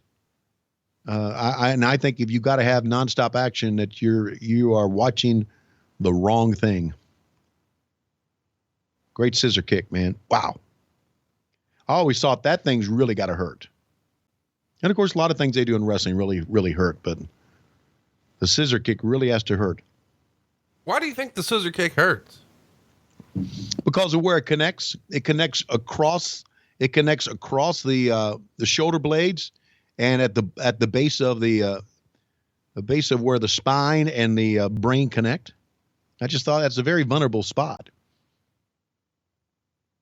You know, you bend over and have someone take a baseball bat or something and hit you at that spot, it's going to hurt. Where are we going? What's next? Who gives a shit? By the way, Tony, I want to get your take on this. I took to Twitter because we put this on a poll, and we had sold out 98, which is what we're covering. We had sold out 99. We had sold out 2000. And then we had WCW Sin. And of course, sold out 2000 would be Chris Benoit's last match in WCW. He would beat Sid to become the World Heavyweight Champion, but then quit and take all his friends, the Radicals, with him, or the Filthy Animal, not the Filthy Animals, but the Revolution rather. And they would jump ship. And then Sin, of course, is one of the last WCW pay-per-views and the one where Sid famously broke his leg. And I thought the idea of you and I calling Sid breaking his leg was going to win in a landslide. And it didn't. Sold out 98 won. Are you surprised that Sid breaking his leg didn't win? Yes and no. I am, because of that moment. But we're talking about the hottest time in WCW. So maybe the fans remember this more than they remember things that happened back in 2000 or 2001. Right? Well, but the whole goal of the poll is to get the best show, not necessarily vote for what you remember the most. But that's on me, I guess. Well, that's the goal. You don't always get what the goal. And of course, there may be a faction of the fans that are out there, Conrad, that are saying that, we want to go back and relive the moment where Tony Schiavone tried his best to be an actor, but was a crybaby. And this match is going to exemplify that, because Larry Zbyszko brings out the American Dream, Dusty Rhodes. And I remember, I think it was Kevin Sullivan, who was with us, said, listen, when this goes down with Dusty, Dusty has been instrumental in your career as Ric Flair has. You really have got to present it as if it was a death in the family type thing. And I remember that time. And now when I go back and watch it, like I watched it the day before you and I sat down to do this again, I thought, boy, did I really suck at putting that over. I don't know how you thought about it. And I want the fans to go back and watch this without our commentary and just get the react that I had moving forward. No, I thought you sucked. That's what I thought. Roll Tide, right? Roll Tide. Oh man. It's Bitch. It's going to be a disappointing thing to watch here just because of the Spicoli thing, man. It's hard for me to know that this dude is going to be gone a month from now. Mm-hmm. He had taken 26 somas. Yeah. And, he had been easily obtaining these somas through what was referred to as mark doctors, like a modern day Zahorian, I suppose. Sure. A doctor that's a wrestling fan that'll give you anything you want, right? But he was taking 25 to 30 a night, every night before he went to bed. And he was hanging out with his buddies watching wrestling. It was time to go to bed. And he took that handful of pills and that was it. You know, it was written in the Observer that he could take 15 and it wouldn't even affect him. So on this night, he took 26 and was drinking heavily as well, and went to bed at 4:30. And his friend was awoken at 4:15 from his heavy snoring. At 5:10, Spicoli's alarm went off and he turned it off. And then his friends thought they heard him throwing up, and then something hit the floor. They went to check on him. He had collapsed. They called, and eventually it would be determined that he had been dead for a lot longer than that. But a big guy with a bright future in wrestling and a damn handful of pills and some alcohol took him from us just 30 days from here. Well, you know, there had been talk back then that Spicoli saw himself as the Chris Farley of WCW. Right. And his life paralleled Chris Farley's. Entertaining, and then was a tragic end to it. So there you go. And of course, Scott Hall's been another tragic story since then, but you know, Scott has kind of bounced back from that. And an interesting match here because of what Larry Zbyszko meant to Scott Hall's career, and how they got along and how they were friends and how Scott Hall, you know, looked at Larry Zbyszko. I think we talked about this before. Looked at Larry Zbyszko as his mentor. And there were some pretty good things in this match. And of course, Zbyszko had just won Nitro, and now he was going to take on Scott Hall. And now they had Dusty Rhodes in his corner, and we were all excited and screaming. And then we'll see the Dusty Rhodes turn here, which, to be honest with you, I didn't get. Okay. I understand guys turning to the NWO, but and maybe that's what, maybe it made it such a shocker. I don't know.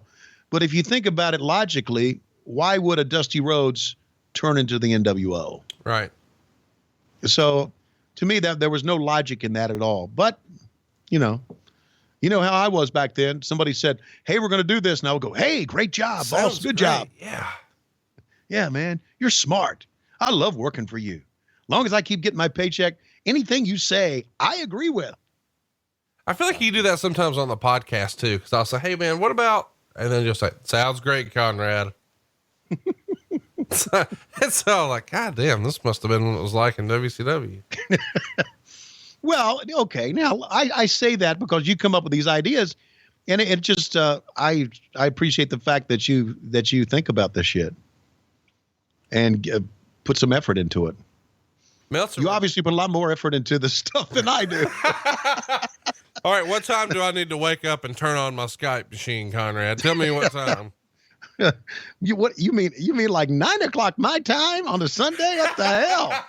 I sleep till noon on Sunday, motherfucker. That was great. A peek behind the curtain. I texted him and I said, hey, let's do it early Sunday. And so as we're taping this, it's the 14th. And I said, 9 o'clock. And he said, that's Central Time, right? I was like, no, that's Eastern Time. That's your time. Yeah. Get your ass out of bed. Let's do it. Lois said, what time are you going to tape? I said, 9 o'clock. She said, you guys won't tape at 9 o'clock. You'll have some sort of fucking excuse. I said, no, we did. We taped just about on time. So there.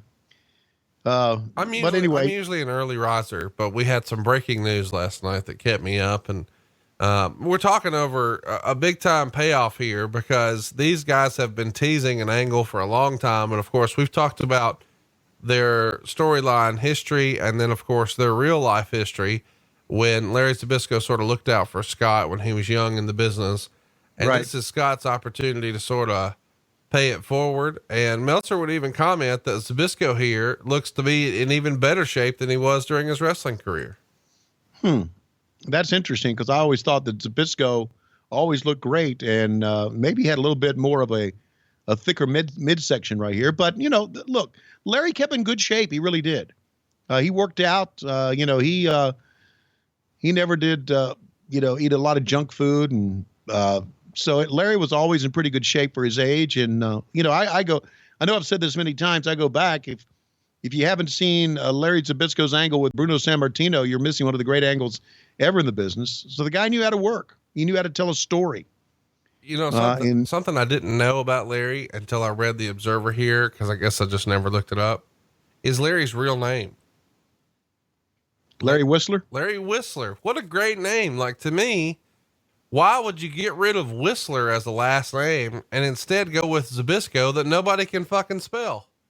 Well, it was because of Stanislaus Zbyszko, right?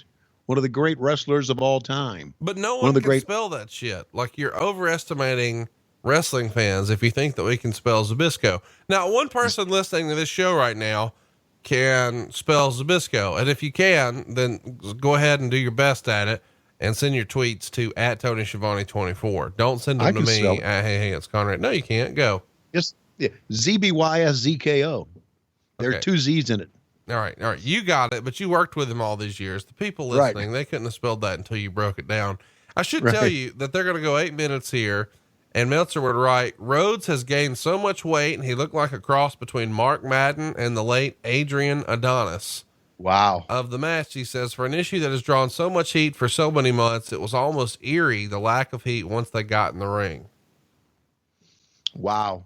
Boy, it's easy to criticize when you're behind a keyboard, isn't it? And you're a jack off behind a keyboard. There are more than Meltzer out there. You know who you are.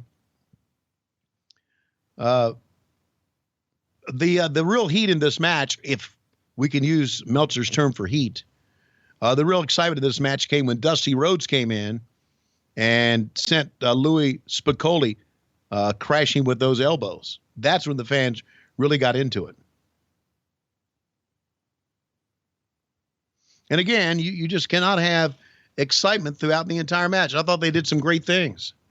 The referee, Mickey J., getting in between Larry Zbyszko and Scott Hall. Scott Hall using that to get the advantage on Larry Zbyszko. Some just, I think, great old school wrestling tactics. And the fans really getting fired up here because Zbyszko now hammering on Scott Hall. And now he turns, and now we're going to see the angle begin because he kicked Mickey J in the kidney. Kicked him in the kidney. Or as Ric Flair would say, in the bean. Kicked him in the bean. And now Louis Spicolli's over there. Dusty Rhodes kind of standing over there. I guess maybe we should have figured out that something was up here because Dusty is not getting involved in this at all. Referee takes a bump. Zbyszko, little acting job here. And plays possum. And now Zbyszko with a chokehold on. And Spicolli comes in, and now the fans are really going to react. Watch this. They really are getting in with this. Look at him. Isn't it great? After all this we've seen, Dusty Rhodes does an elbow, and the crowd goes nuts. Yes. Because Dusty Rhodes not only could throw an elbow, he just had great timing. And he had great sense of, I don't know, he knew what the fans liked. And now here, we even think right here that he misses by mistake, and everybody goes, oh my God, what happened? And they're not sure. The fans are not sure. Scott Hall does a great job of saying, I'm not sure what just happened here as well. But now we know. Holy shit. And this is once the shirt came off, this is where I stopped talking and walked away. I was so upset to see the NWO on that chest. Adrian Adonis's chest. Mark Madden's chest.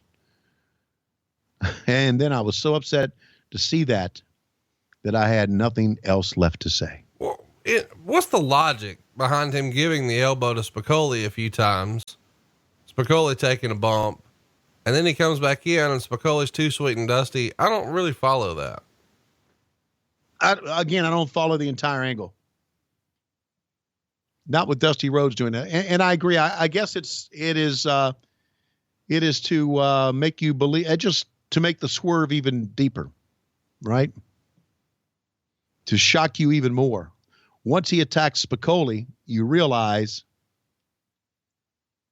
that he's on Larry Zbyszko's side, but then you get the big swerve, and it just makes the swerve even more. That's the only logic I can bring to this. This horrible Dusty Rhodes baseball hat. Did you ever see somebody actually buy that and wear it in real life? No.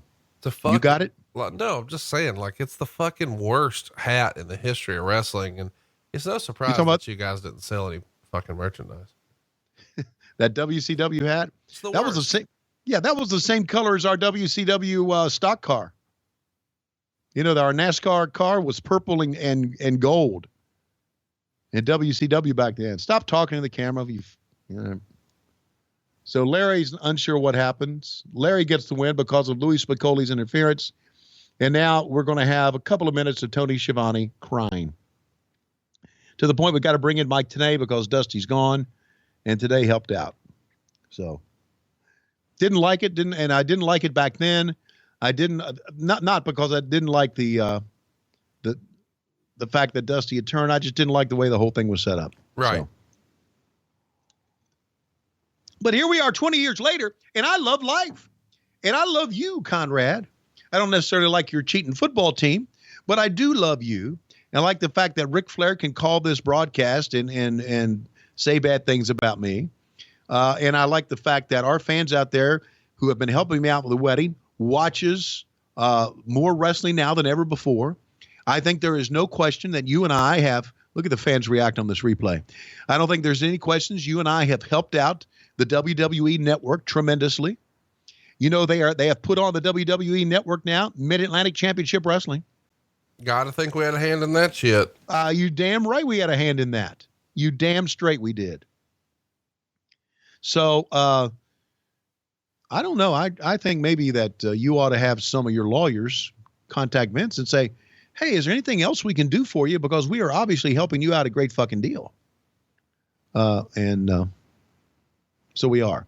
So I would like for you, I'd like everybody to send a tweet to @WWE Network and say, hey, @WWE Network, @WWE Network, say, hey, do you realize how much the podcasts is helping out your network? Because fans will watch this along with us, right? They'll go back and they'll watch it again. Just to hear the commentary. Just to hear that great commentary from Tony Schiavone. So up next, we've got Scott Norton, Buff Bagwell, Conan from Keeping It 100. And there he is. Mike Jones. What's his number again? 281. Yeah. 330. 8004.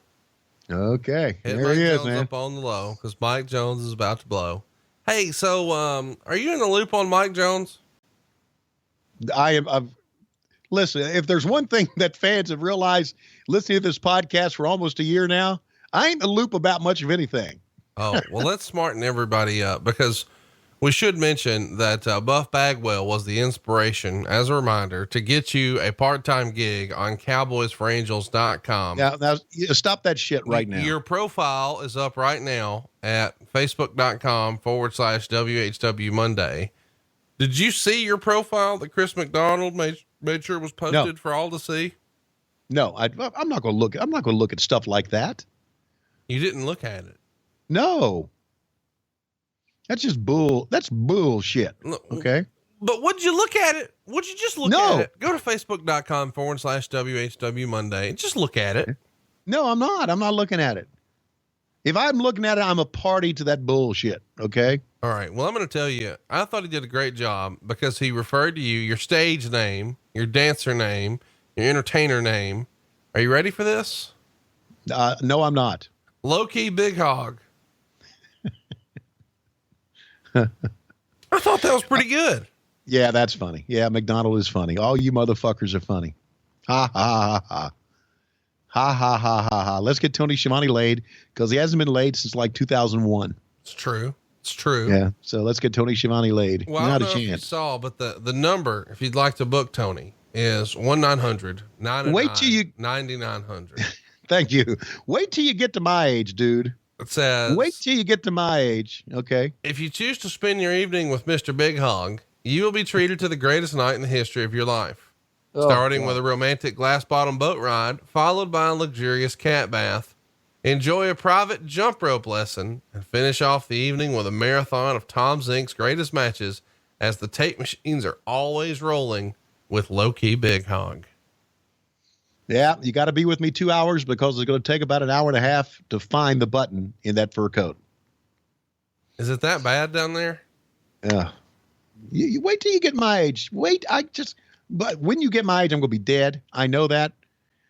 But maybe I'll come back and haunt you and say, hey, old man. I feel like we should mention right here that we got in a little bit of trouble this week. I know I smartened you up on part of it, maybe not the other, but I teased on an earlier episode of What Happened When that I had an Eric Bischoff Barbie doll, and it was wrestler announcer Eric. And I posted a picture of that, and Eric did not think this was funny. And he says, cease and effing desist, and sort of threatened us with a little bit of lawyer action. Mm-hmm.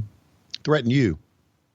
Well, I mean, I think it was us because I did it on your behalf. It's very specific. Well, thank you, Conrad, for doing it on my behalf. What the flying fuck? Draw me into this bullshit. So anyway, if Bischoff were to sue you, what your response to that would be? Go fuck yourself. Okay. Let's talk. Is there something else we should touch on right here because we got the Steiners in the match? I'm glad you did. We've gotten lots of tweets. Hey, where's the Steinerized shirt? I feel like we should remind everybody that over at lowesrules.com, you can pick up lots of fun shirts. Some are a little more controversial than others. Specifically, we tried to do the Dusty's muffler shop and we got shot down on that. That was not allowed. We tried to do the Colonel Sanders version of a head on the finger licking shirt, and that got shot down. So we got a different finger licking. But we did Steinerized, and it was 4 or 5 Sharpies bound together with a rubber band, and above it in the Sharpie font, it said Steinerized. Right. Late one night this week, I got a text message. Who would that have been from? The big bad booty daddy. Yeah. He was not happy with us. Big Papa Pump, right? And he sends me a screenshot on Wednesday at 12, I guess it's Thursday morning at 12:46 a.m. and says, Conrad, who's making money off of this shirt? And you said? I told the truth. Pro Wrestling Tees and Tony Schiavone.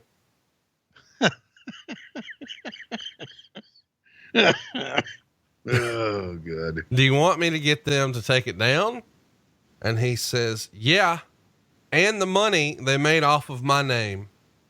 And I said, I'll email Pro Wrestling Tees to take it down. Hey, from 4 years ago. I don't know that I've told you this, but I actually with Scott. So while he's mad at you and I that we might be potentially making money off of his name. Right. By the way, which says a lot that he didn't deny what the shirt was. Like it says Steinerized, but it's fucking Sharpies. There's no comment about why are you selling a shirt with Sharpies on it? Nope. I get that. I used to stick Sharpies up dudes' assholes against their will. But my problem is not that you're telling that story and now everybody else knows that I like to stick writing instruments up dudes' asses. No. My trouble is that you're making $10 fucking off my name. And I want my $10. Well, isn't that kind of par for the course with him? Here's the best part though. Have we not put over the fucking Shoney's and Ackworth ad nauseum My God. on here? Yeah. We read the fucking menu. We talked about getting fucked up at the hot bar and fucking up some ham cube, but we have put over Shoney's and Ackworth to a ridiculous level. And the idea that there is a shirt that has part of his name in it, it's not even his real name. He's mad and thinks that we're taking advantage and ripping him off. Should I go to the Shoney's Ackworth with a check? Why would you do that? Just to say, I love you, Scotty, and I always did, but here's your money, go fuck yourself type thing. I mean, I think if you do that, we should put it on Facebook Live because he's going to put your ass in a Steiner recliner over some grits. Yeah. We'll have Dave Silva come with us and have Dave Silva bring the check in. Say on behalf. I don't know that Scott Steiner takes pesos. Did you know? Well, did you know that Dave Silva legit lives in Mexico? He lives in Harlingen, right? I mean, no, he works for a television station in Harlingen. He lives in Mexico. Really? Yeah. Huh. No, I mean, So he's a native of Juarez. I don't know about all that. Oh my God. Now, guys, you're missing a tremendous match with Scott Norton and Rick Trailer. If you'd like to see it, no, you don't want to see it. So Scott Steiner owes me shit. I bought some, I like the ring used merchandise, right. The memorabilia. And so I've got like the original Steiner brother Michigan jackets. And right. You told me that. I bought one from Rick and I bought one from Scott. And part of the deal was that I got something else that I'm not going to reveal here on the show, but I got something else. And a couple of Sharpies. He didn't deliver. He was supposed to deliver. So I made sure to say, hey, you ever find that shit you owe me from 4 years ago? No response. And that was it. That was the last communique between you and Scott, right? Yeah. He disappeared just like our shirt Steiner Eyes did. So now that I'm thinking about it, if I don't get my merchandise, I'm putting the fucking shirt back up. Yeah, that's right. Because I live like 10 miles from him. That's on you. Thank you. Thank you. Big Papa Pump come knocking at my door. What's he going to do? What's he going to do? He's going to beat you up. It's 2018. He's not going to beat you up.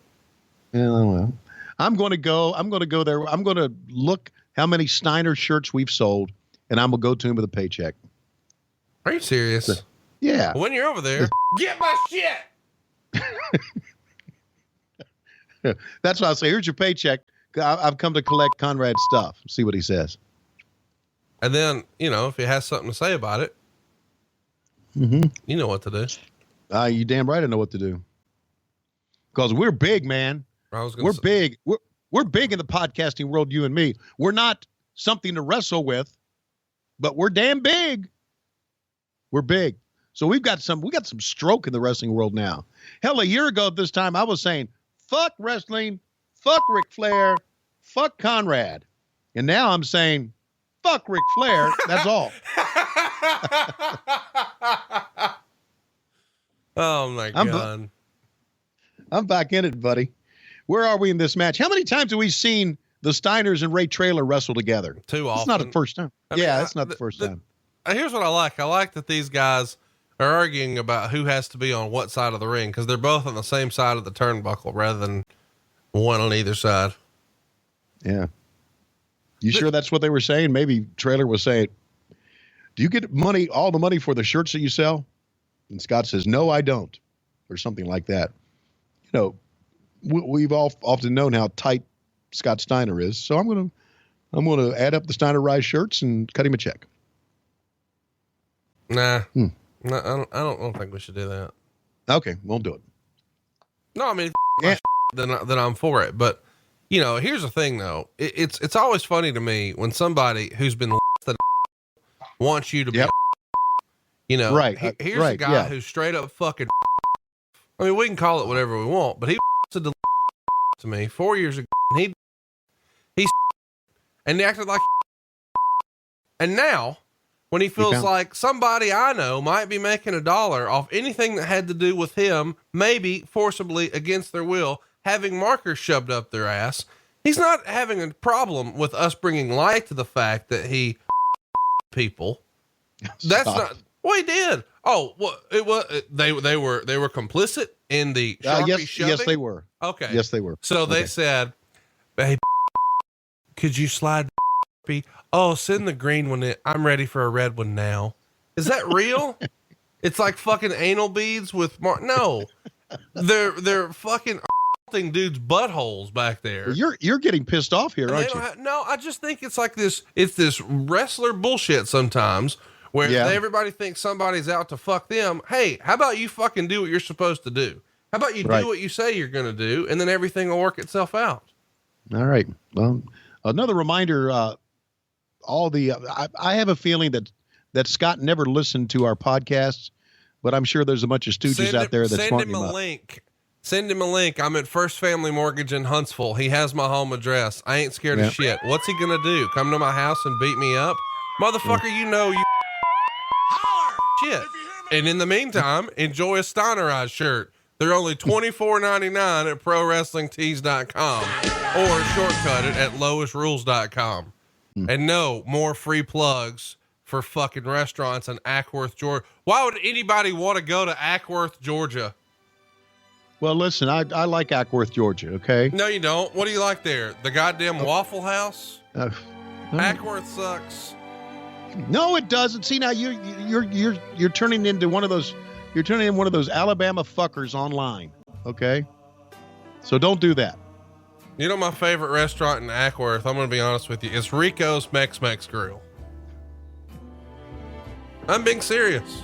Yeah, I know you are. Okay. So anyway, where are we watching a match here? I'm over here at and it says Henry's Louisiana Grill is the #1 restaurant, and I agree. Fish Time is #2. Revel Cafe is #3. Poblano's Mexican Grill is #4. El Marie's Southern Cuisine, they make the list. JD's Barbecue, they're #5. I mean, there's so many fine restaurants here. They even got a goddamn Longhorn Steakhouse listed in here. I'm on a piece of shit in Ackworth. Guess what's not here? You guessed it. Yeah. I'm not saying what it is anymore. Okay, we're not saying the name anymore. I'm on page 19, and there's no ham cubes.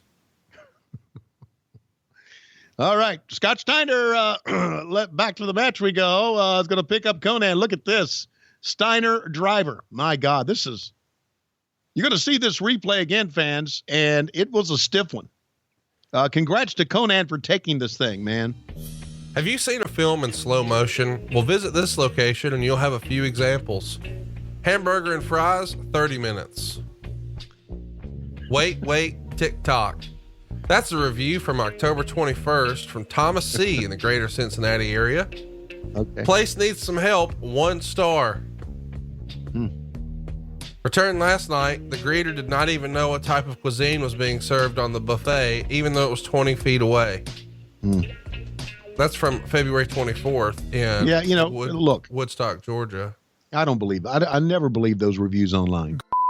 We were sitting here a few weeks ago for the first time for dinner. It was somewhat mediocre and wasn't anything to talk about. My husband had the buffet and I tried the country fried steak dinner. The best part was the sweet tea. Today we went for lunch. It wasn't very busy. It's a Shoney's. Needless to say, we won't be back. Big disappointment. We stopped for the buffet and we were told we only had 20 minutes because they were taking it down. They say they're open till 10, but we got there at 8:30. Wasted. They're chasing out. Oh God. Big disappointment. The restaurant reopened a few weeks ago. The decor and setup is nice, but the food is fresh, but is fresh and is very pleasant. Oh, stop. Service. We ordered a hamburger and 30 minutes later. I'm just reading reviews. No, look, you really take reviews online and think that they are legit? No. 90% of that shit is bullshit. I know that because people say that this is a 5-star podcast, and I know better. I work on a 5-star podcast. This is not a 5-star podcast. Wow. Man, and a left cross to Schiavone, too. Fuck. Remind me never to piss you off or owe you money. They do have liquor at this restaurant, which apparently you need a lot of if you're the goddamn. Oh, Jesus. Meanwhile, it's NWO WCW Boston Brawl. It's an internet exclusive, only $7.95. Hey, by the way, Meltzer gave a review of that match. It was a dud. It was almost as bad as eating at the fucking in Ackworth.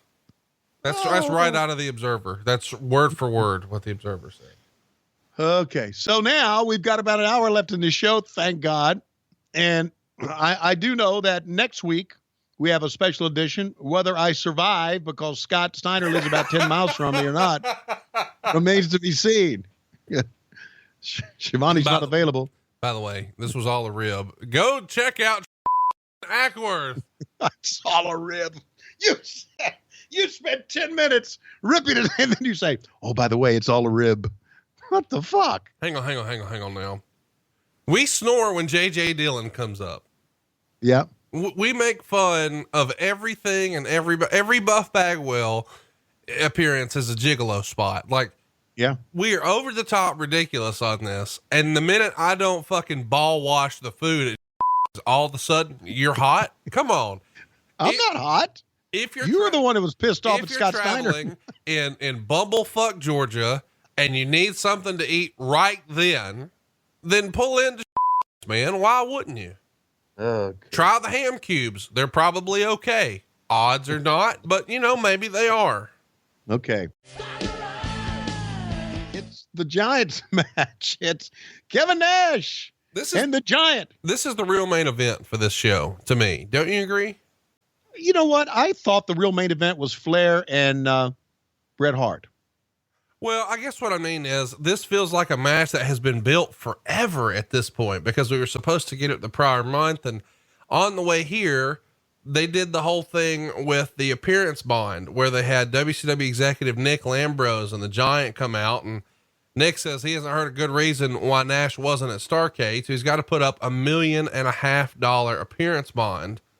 And then Bischoff, Hogan, and Nash would come out with attorney Henry Holmes and say that they're going to put it up. However, if the Giant touches Nash before the pay-per-view, then Nash gets the money. And then it becomes a deal where everybody's trying to get the Giant to touch Kevin Nash, including throwing coffee in his face. So this thing has built and built and built. And now here we're finally here. Okay. So I would agree. I think we both would agree, though, that Lex Luger and the Macho Man was not the right main event for this. No, not at all. It should have been third from the top at best. Right. So now we're finally waiting. I thought this was a hell of a shot here. How many people does Nash look up to? So we're finally getting what we've been waiting for between these two. And as you see as the match goes along, before the match really starts here, Conrad, how many stars did Mr. I don't know what heat is, Dave Meltzer, give this match? 3/4 of a star. And let's have you call this one for real. I mean, have fun with it, but let's do real commentary on it. Give a time cue so everybody at home knows where we are. Okay. Right now I am at 1:51, 57, 58, 59, 1 hour, 52 minutes. Collar and elbow tie-up. Two of the biggest men in the history of our sport. Two men that obviously, an angle that put the butts in the seats, are going at it here. We're coming to you from Hare Arena in Dayton, Ohio. If you're ever spending time in Dayton, Ohio, you know how miserable these people are. Nah, I'm kidding. Side headlock. The big guy, that's big, sexy, holding on to the Giant. Remember, the bond has been put up and he is here. Look at the leverage the big guy has on the Giant. And now they're calling spots. We're going to pick him up. Oh, and put him down hard. Ooh, and even Hulk Hogan reacted to that. The Giant slowly walks towards the ropes, looking at, oh my God, he's coming off the ropes. Oh, it's a big elbow. And the point of attack perfectly placed on Kevin Nash. 3/4 of a stars, huh? Son of a bitch. Well, that's got probably two guys this size. That's all they could do. Using his weight, sending the man back to the ropes. You think my voice is sounding better now? No, I think you've got the hang of it, man. This is as bad as it ever was right now. Yeah, I think you're right. Using his rear end and sending Kevin Nash back once again. And down he goes. Down goes Kevin Nash. And the big show, Paul White, the Giant stepping on the throat. Oh, yeah. Hogan saying, get off. Mickey J saying, get off. He's stepping on the throat. And down right in front of the fans and some of the beautiful women here. By the way, I thought we had a lot of good-looking women at ringside that right now are probably in their 50s. It's worth mentioning, Hulk Hogan's here, not wrestling a match, making $600,000, Roll Tide. Just for making an appearance. Yep, he's going to walk out and walk around. Give him his check. Wow. All right, so Kevin Nash going to slow things down here if we haven't slowed it down enough. And Mickey J is going to say, get back to the ring. A little too sweet. Hogan comes up. And here's the thing, Conrad. How in the world can the Giant contend with three guys? Let me add, how can he contend with three guys? Look at the guy walking through the 420 sign and the security guy chasing him. Give me that sign, motherfucker. Are you in the loop on 420, Tony? No, it's a beer, isn't it? Isn't it a pale ale or something, or a IPA? It's referencing the marijuana. The what? The marijuana. Oh, okay. The rumor and innuendo is that at 4:00 and 20 minutes after the hour in the afternoon, that's stoner time.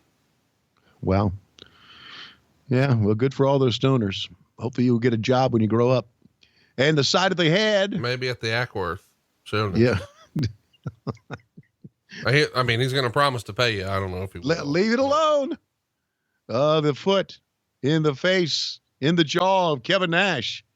And this is all the guys this big can do. They can't do the flip, flop, and fly like the luchadores did in the opening match. They can't even do the suplexes like Benoit can do.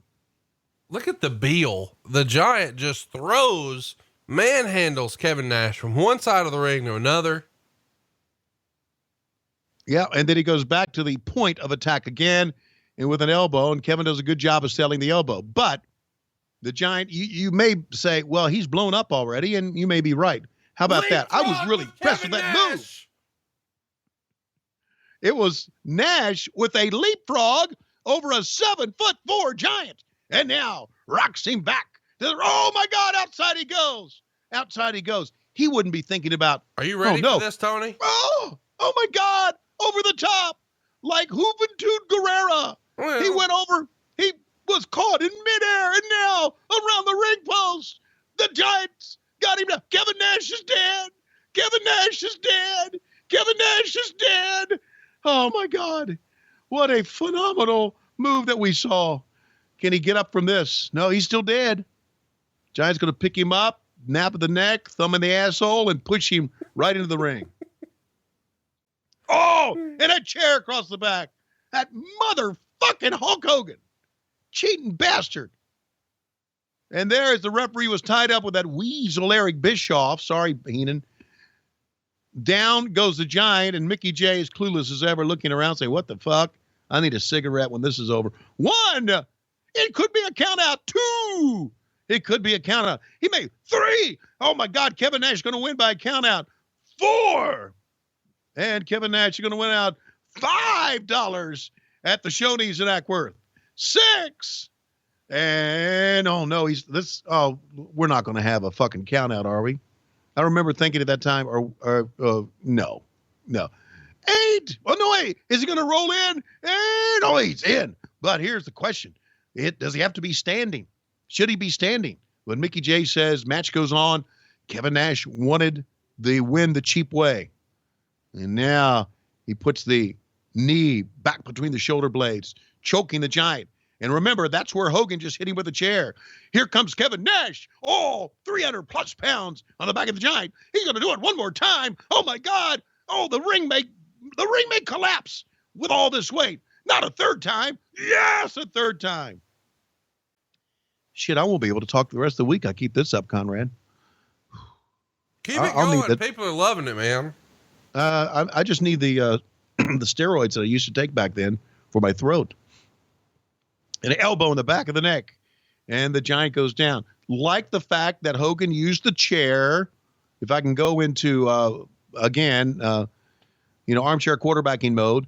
Like the fact that he used the chair to get the heat. which by the way was really heat. I guess the fans not buying into it. Down goes Kevin Nash. Wow, the Giant with a running lariat or clothesline, and Nash slowly gets back up. You may not like it, and I understand if you don't, Dave Meltzer, but it's what you're going to get from two big. Oh, they both go down. They both tried the same thing at the same time, taking a page. My goodness, both went down, and they were Hogan pounding on the mat, telling him to get up. Get up. Get up, brother, And so I now don't have to wrestle. I need my goddamn check, brother. Get up. 600 grand, brother. That's double what the Giant's going to make all fucking year, man. And I'm making double for just going like this. Come on, Kevin Nash. We got a fucking company to bury. Get up, brother. And he crawl on to Giant kicks out. Wow, taking a page out of the Young Bucks. They both tried the same move at the same time, and they all fell down. Now back up. Getting the Giant back into the corner. And the knee to the midsection. You got to wonder how much more punishment these two gigantic men, these two phenomenal athletes can take. The only thing rougher on your stomach is the hot bar at the Shoney's in Ackworth. Thank you, Conrad, for that. Conrad Thompson, by the way, doing analysis in color. And here's a pick up. The Giants got him and a reverse atomic drop. That's it. That is it. We thought he was dead before, but he came back. And now the Giant is got a big headbutt.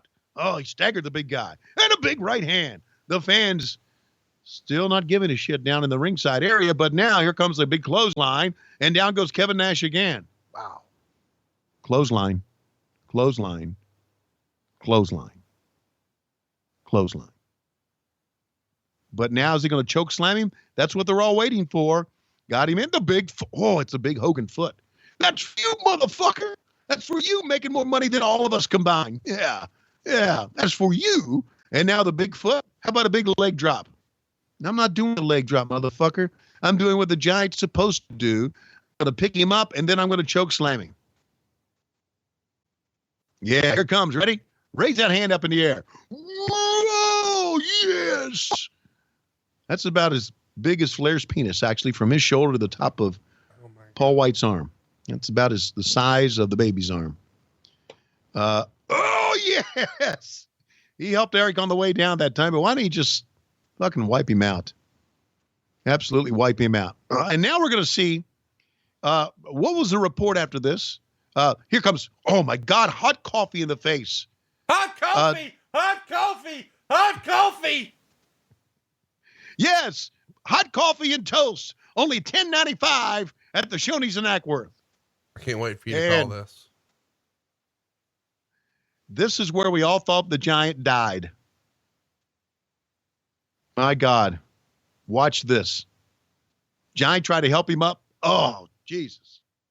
We really, fans at ringside, yours truly, we all thought the Giant was dead. Right now, Kevin Nash rolling him over, got his head buried, saying, "You okay, brother? Are you okay? You sure? Man, are you sure?" He's still talking to him. "Are you okay?"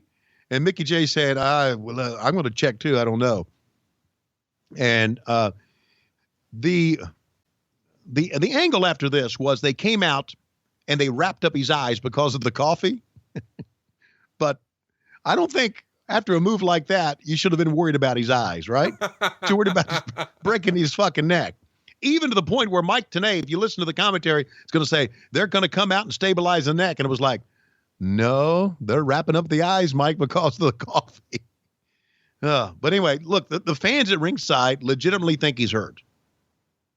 Here's Danny Young, who's no relation to Tommy Young. Here's Danny Young coming out, checking, and they're checking the eyes. Fuck the eyes, check his neck, see if it's broken. Wow. So quarter of a star, huh? 3/4 of a star. Is that what this was? Yeah, it was not very well received in the Observer. It gets 3/4 of a star. And as a result of this, the next night on Nitro, they're going to ban the power bomb, which is kind of interesting, I guess. I've always been curious. Does the timeline of this coffee being all over TV, does this line up with Eric Bischoff allegedly throwing coffee at Eddie Guerrero? I don't think so. You think it does? You know, I'm not sure if this is before that or after that, but I know that there was a confrontation where maybe Eddie was frustrated with the creative and having a meeting with Eric, and Eddie says he threw coffee at him. Eric says, in his, flustered state, he may have accidentally knocked coffee over, but he never threw coffee at him. Yeah. And, now we've got a coffee angle, not once, but twice in WCW here. It feels like that timeline might line up. Yeah. I think it happened after it, to be honest with you. I think it did, but just let's go with it because it sounds like a better story, right? Yeah. Can I do a little here? As we see the replay here, there is Kevin Nash with a suicide dive, and it was almost prophetic because he caught himself on the ropes, but luckily the Giant picks him up and gently eases him against the ring post there. Yeah.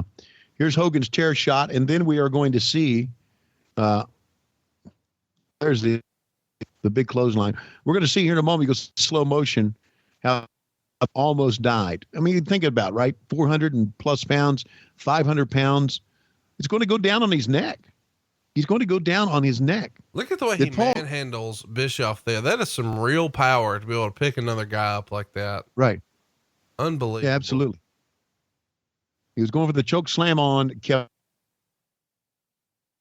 We're having some technical problems here with Tony, but he's up for the power bomb down on his neck.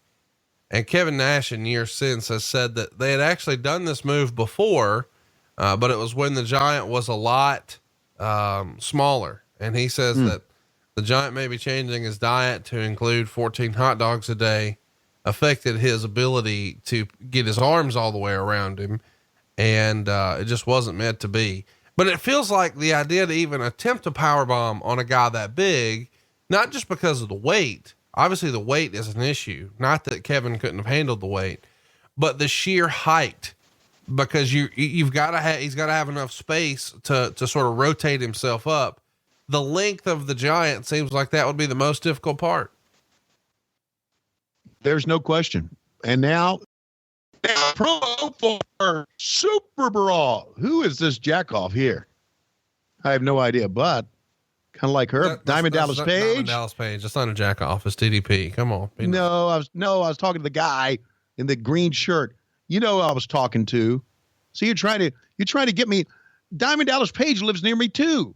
So you're trying to get me in trouble with Scott Steiner, and you're trying to get me in trouble with Diamond Dallas Page.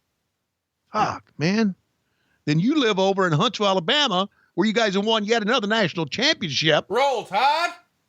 You're trying to get me fucked up, man. Anyway, I have a question. By the way, if you're wondering where Tony lives, he lives in Marietta, Georgia. The zip code is 30062. Should I give the house number and the street as well? No, you shouldn't. You shouldn't, you son of a bitch. Okay. I have to end up pulling up roots and moving somewhere else. Like maybe Athens, Georgia. Yeah, only losers live there, so that would work. Oh, would you stop?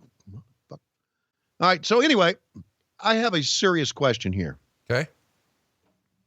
And I'm saying this based on what I have seen, based on I've been doing MLW's TV.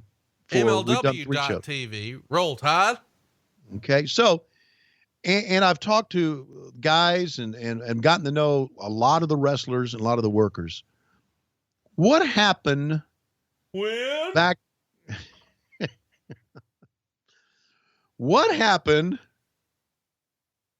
I was going to give you a chance to say when again. So anyway, my question, as we've seen the Nature Boy Ric Flair walk out, what happened to the business back then? Why was everybody, why did people not get along in the backstage area when now they do? Why were guys pissed off when they were asked to do a job and they were all making big money when now they'll just do anything you ask them to do?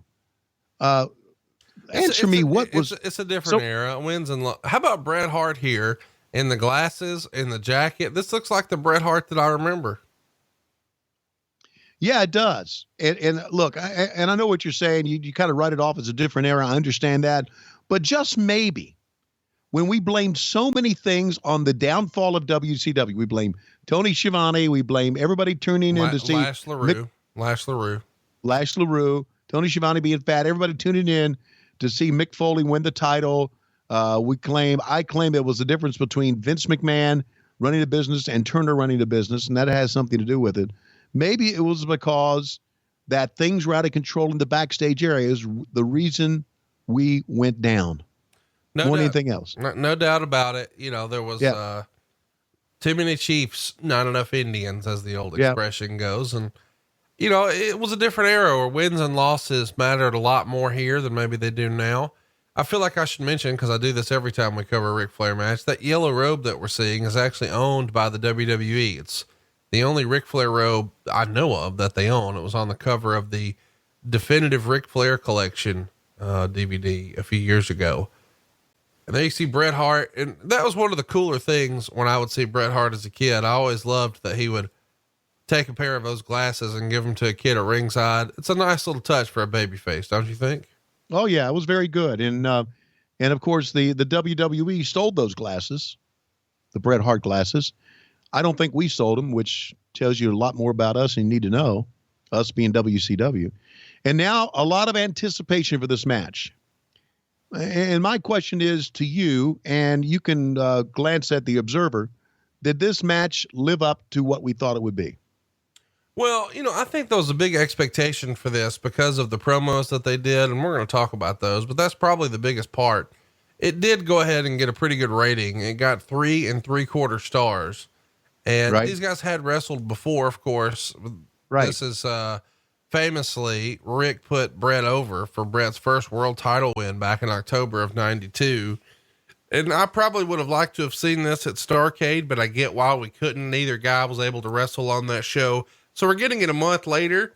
And I think you could argue that this is the real main event. I mean, either this or Kevin Nash and the Giant, but certainly not what's still yet to come. Right. And if you go back and let's just switch them out. Let's say this match, as it stands right now, as we watch it, and as it ended up, was the final match of the night. You would have probably left with a better taste in your mouth for this pay-per-view. I always say that the final match, you know, you can go through. Not every match is going to be a 5-star match, right?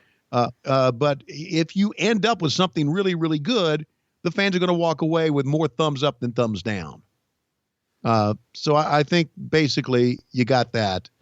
If you ended up with this match, I just, you know, and again, we've brought this up and I've brought it up many times. I like Bret Hart. You say he's the greatest intercontinental champion of all time, but is Bret Hart in the same class of a Ric Flair or Hulk Hogan?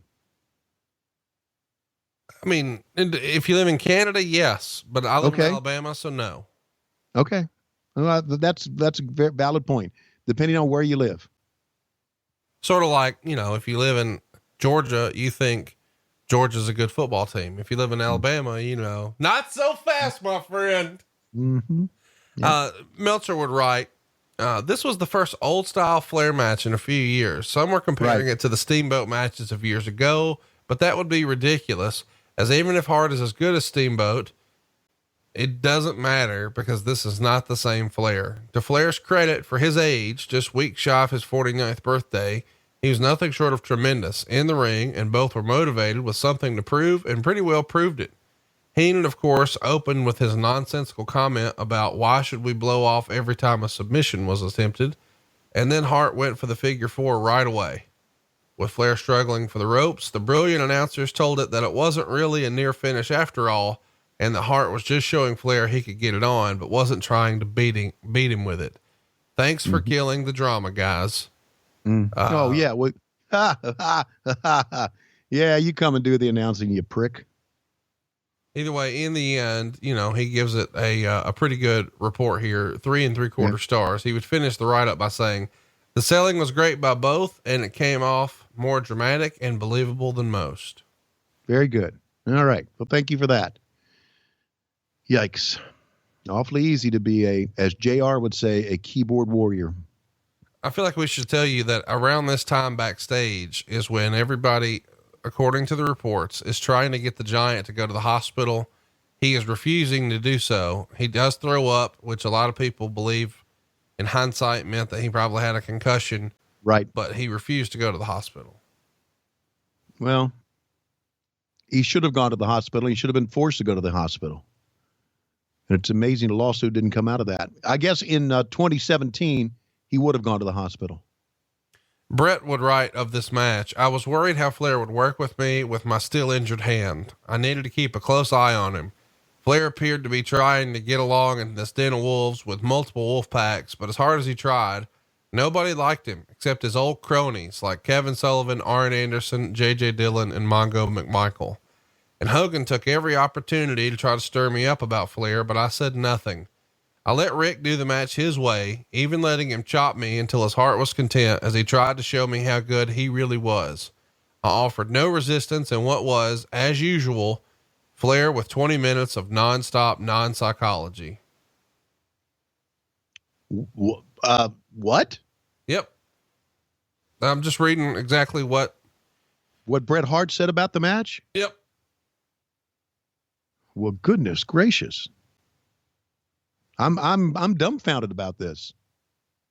Where did you get this from? Was this from the Wrestling Observer? No, this is from Brett's book. I know you've been out of wrestling for a while, but Brett has come out and been super, super critical of Rick and said that he's the most overrated wrestler ever, works the same match over and over. He's what his dad would call a routine man. He's not a great wrestler. He's not even a good wrestler. All he knows how to do is the same shit every night that doesn't make any sense and bleed, and it's sad and pathetic and yada, yada, yada. And so they went back and forth with each other. But in more recent years, everybody sort of agreed to let bygones be bygones, and Brett and Rick get along just fine now. But clearly, once upon a time, there was a lot of politics involved and people were sort of jockeying for position. Sure. This is an extension of what I talked about earlier, but and again, a lot of times a guy will, in an attempt to sell a book, write something controversial to try to get you to read it. So I understand where that comes from too. So, but that just floored me. That all this has floored me. And here I just said moments ago I wouldn't put Bret Hart in the same line with a Ric Flair or Hulk Hogan. Apparently he would, and apparently the fans would too. So it's to each his own. You know, if you think Bret Hart is one of the greatest ever, you know, good for you. You got your opinion, and I'm not going to shit on it. And I have my opinion, and I'm sure that if you're behind a keyboard, you'll shit on it because that's the chicken dick that you are. But still, a very good match. This was a good match, and you know, I don't understand why Brett would shit on it. I know it's just politics and whatnot, but Brett does a great job with Rick here, and Rick does a fine job as well. And I know that sometimes who's calling the match, I guess when you've got two egos like this, really matters a lot, but in the end, I thought it was a good performance. It lived up to the expectations, at least to me. And Flair put him over with his move. See, that's where all this talk from Bret Hart kind of blows my mind. Flair at the end of this match puts him over in the sharpshooter. Yeah. Right? Yep. What the fuck? And now you're saying Ric Flair's a drizzling shits? Yep. Bret Hart can be bitter, man. He, you know, he's been through a lot though. And I think Bruce Mitchell from the Torch is the person who really sort of smartened me up to this. He said, you know, you got to give, I love that nut shot right there. Phenomenal match. If you haven't seen this, go out of your way to do it. Two of the greatest of all time.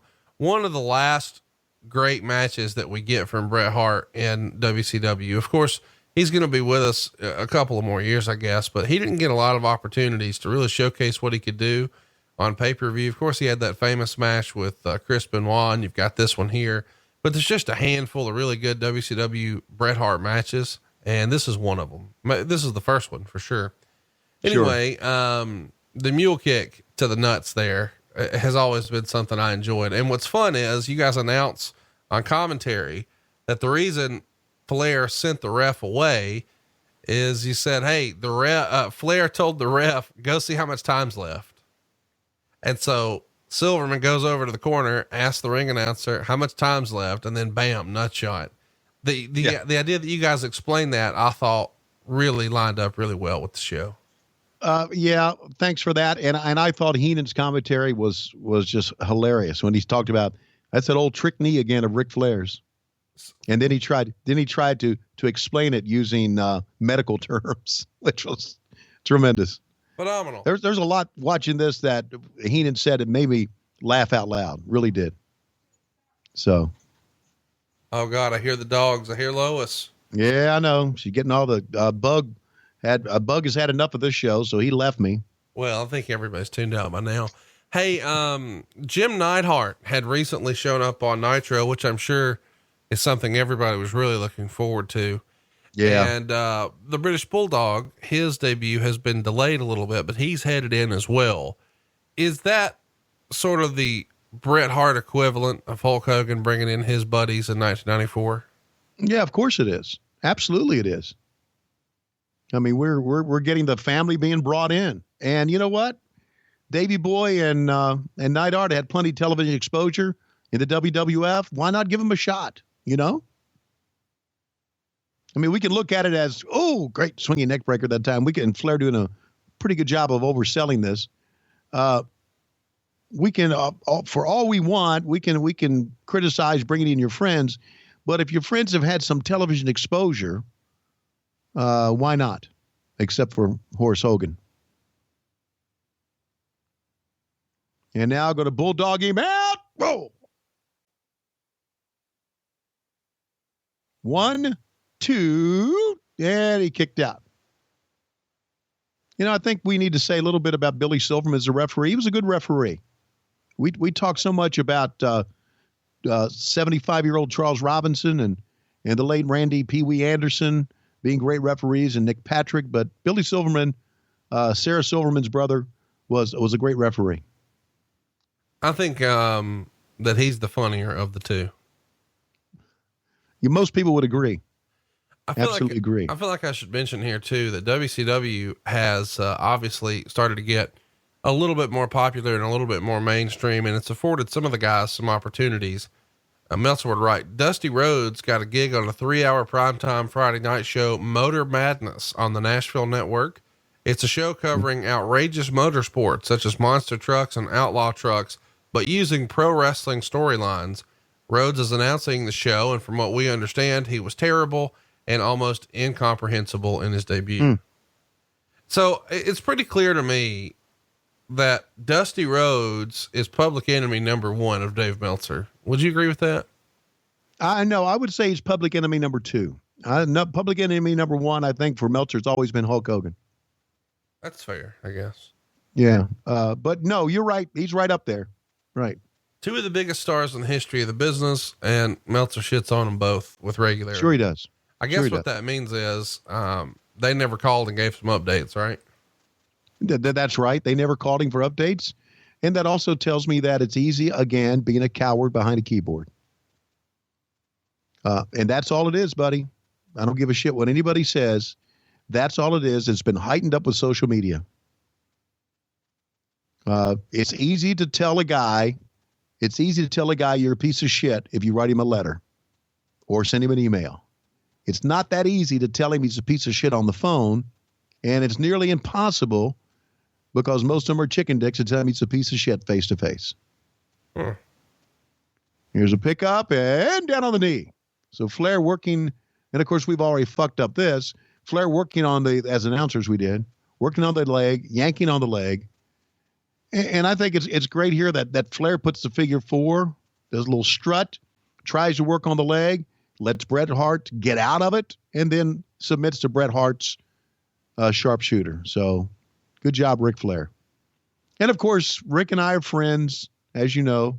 Couldn't have told it from the phone call we had earlier, but Rick and I are friends, so I'm always going to kind of nod toward Ric Flair's way. You know what? You need to come over here, and we need to go see that son of a bitch. Go watch a football game with him. What are you going to do Super Bowl Sunday? Are you going to have a party? Scott Steiner? I'm not going to Scott Steiner's house.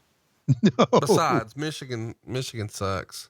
Actually, that's what Scott Steiner and Ric Flair have in common. They're both Michigan fans. Yes. I guess, I mean, Rick was a Georgia fan last week, but since they lost, he might be back to being a Michigan fan now.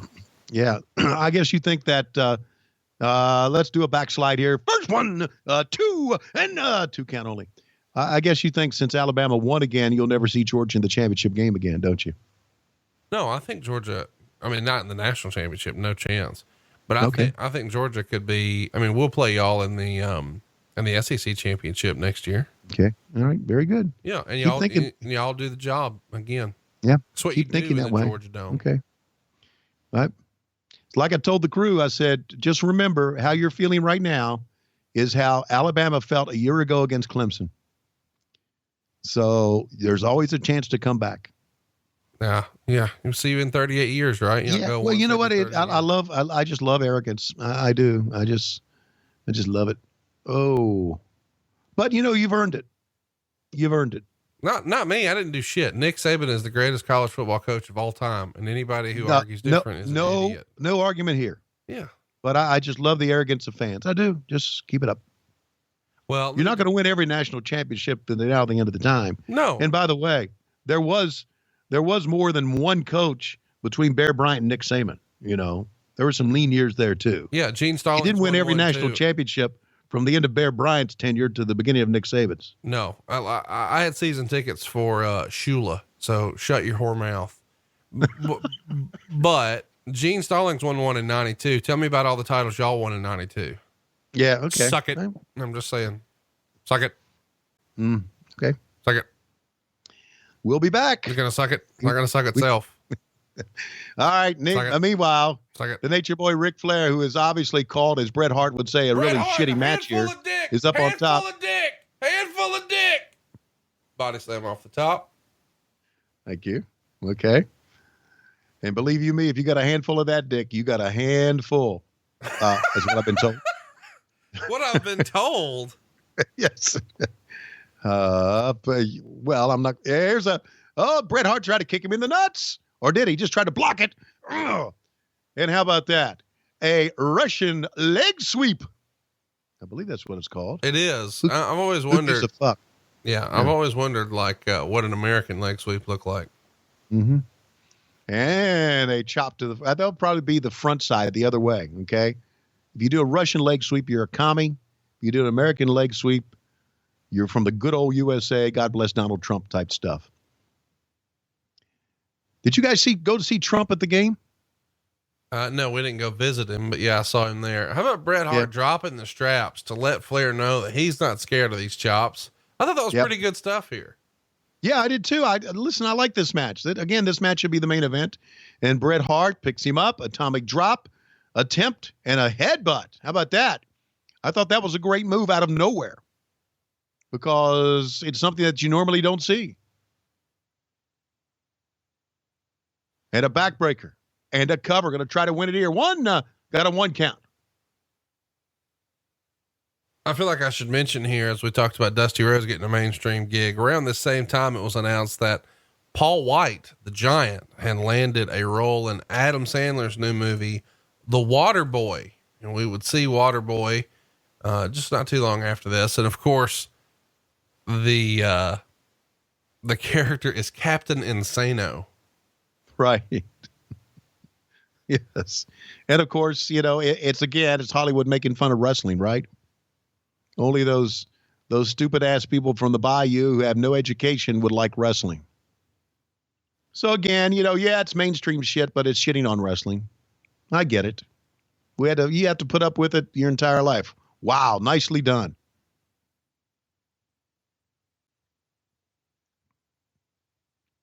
Did you like Waterboy? Did you like that movie? No, I didn't like Waterboy. I'm more of a Happy Gilmore guy.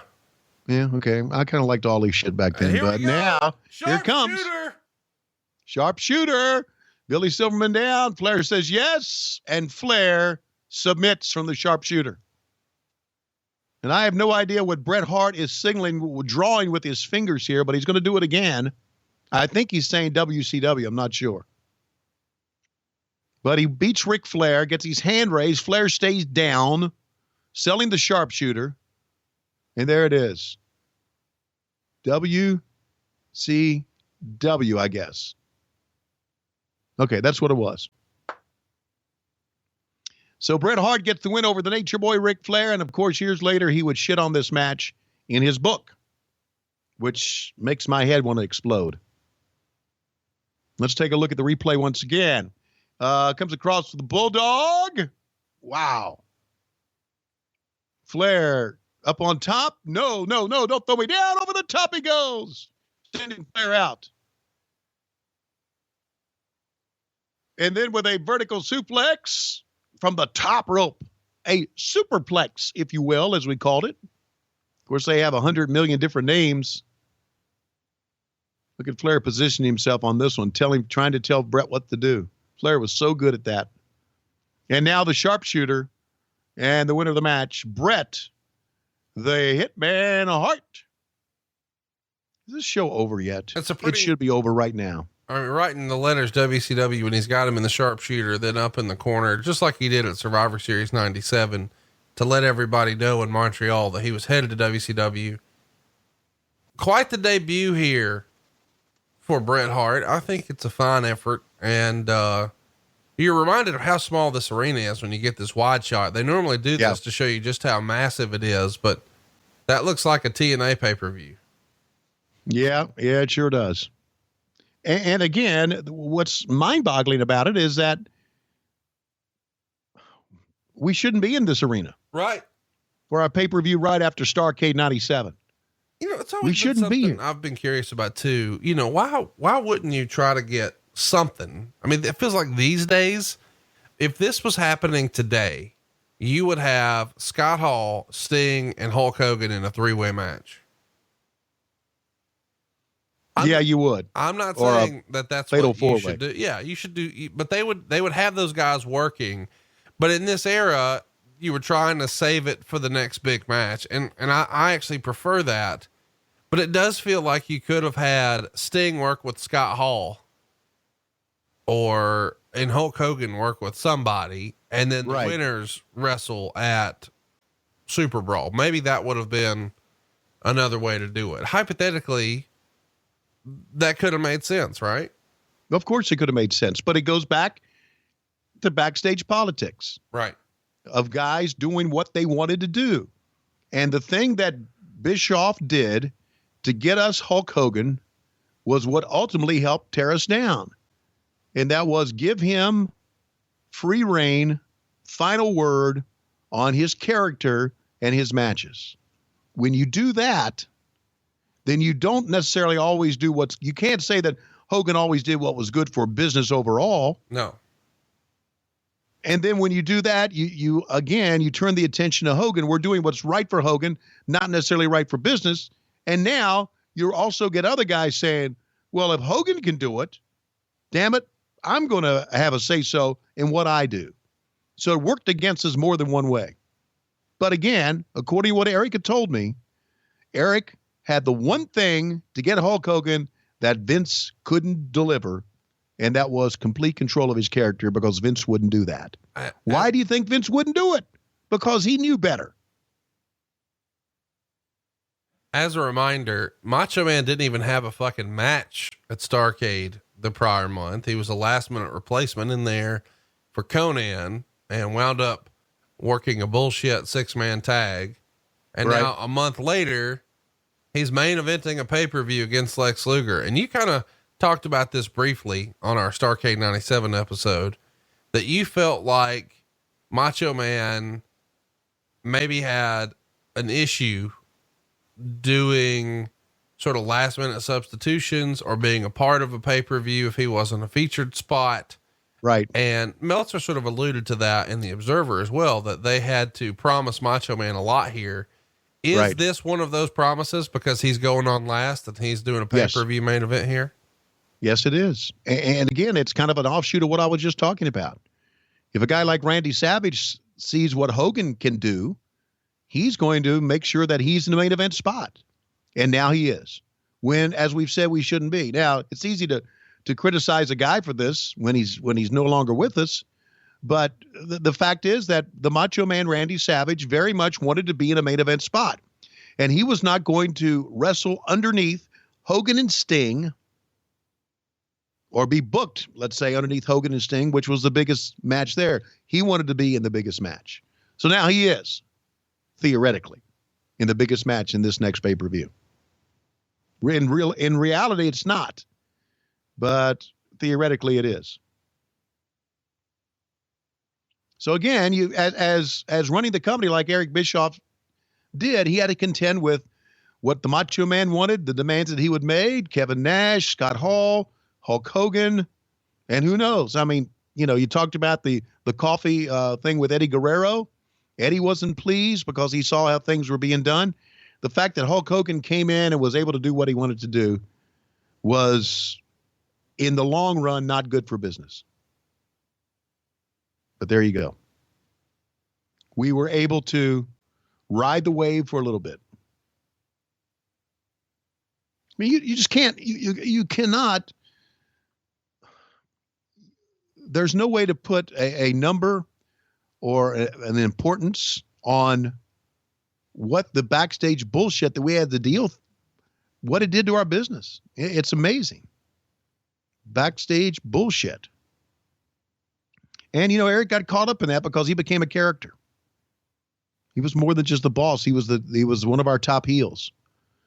And so now Eric would show up with Hulk Hogan in the limousine, and that got heat with the boys. Make sense? Yeah. Yeah. So it was a clusterfuck, more of a clusterfuck backstage probably than it was here in the ring. Well, this man, and listen, I don't think anybody would deny the fact that Macho Man Randy Savage was one of the great workers. And could do a lot of great things. And doing a pretty job here with Luger. Tony Schiavone bad job is selling. breaking up here. What's that? We're sorry for that. Tony is trying to do this from his house, and of course Lois has the Netflix fired up. So we're going to limp along here through the main event.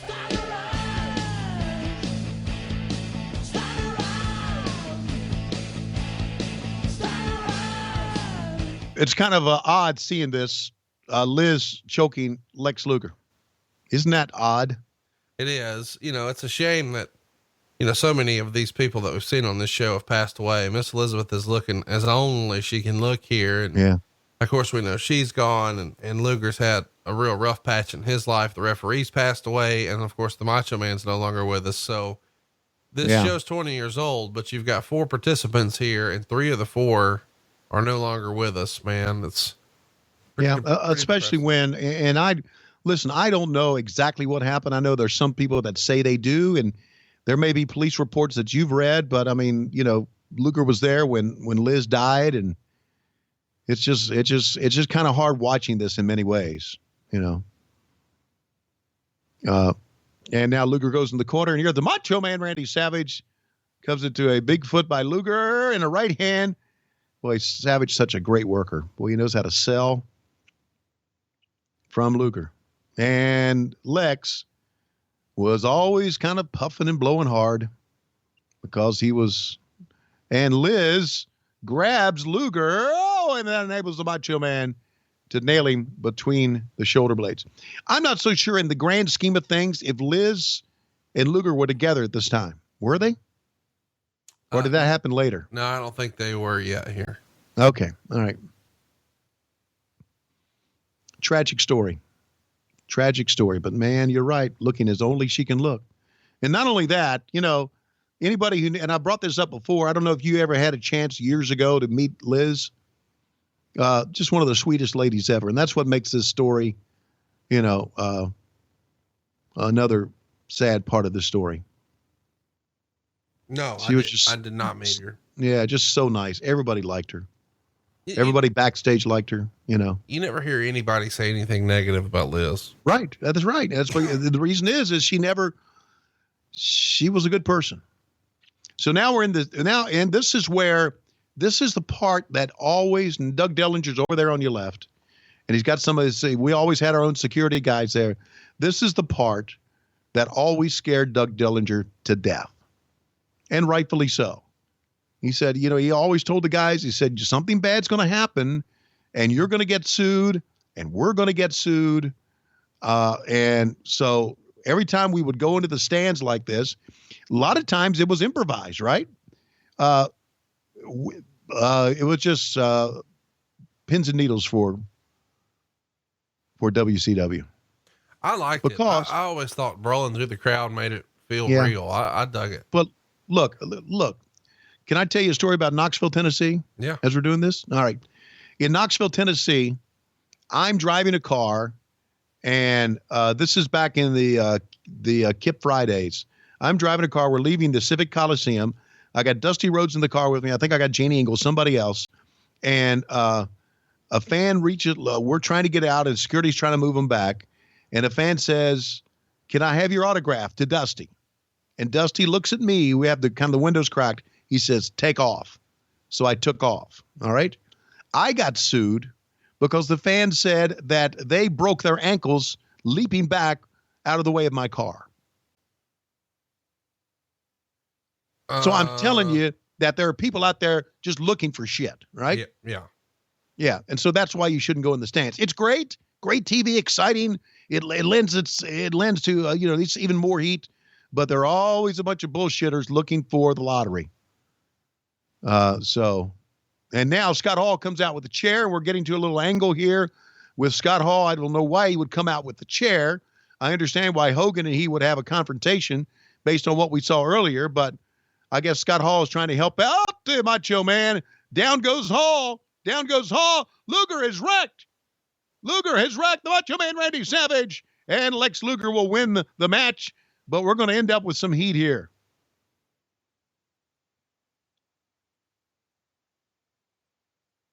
In comes, the other members of the NWO come in. Of course, Buff Bagwell and Conan.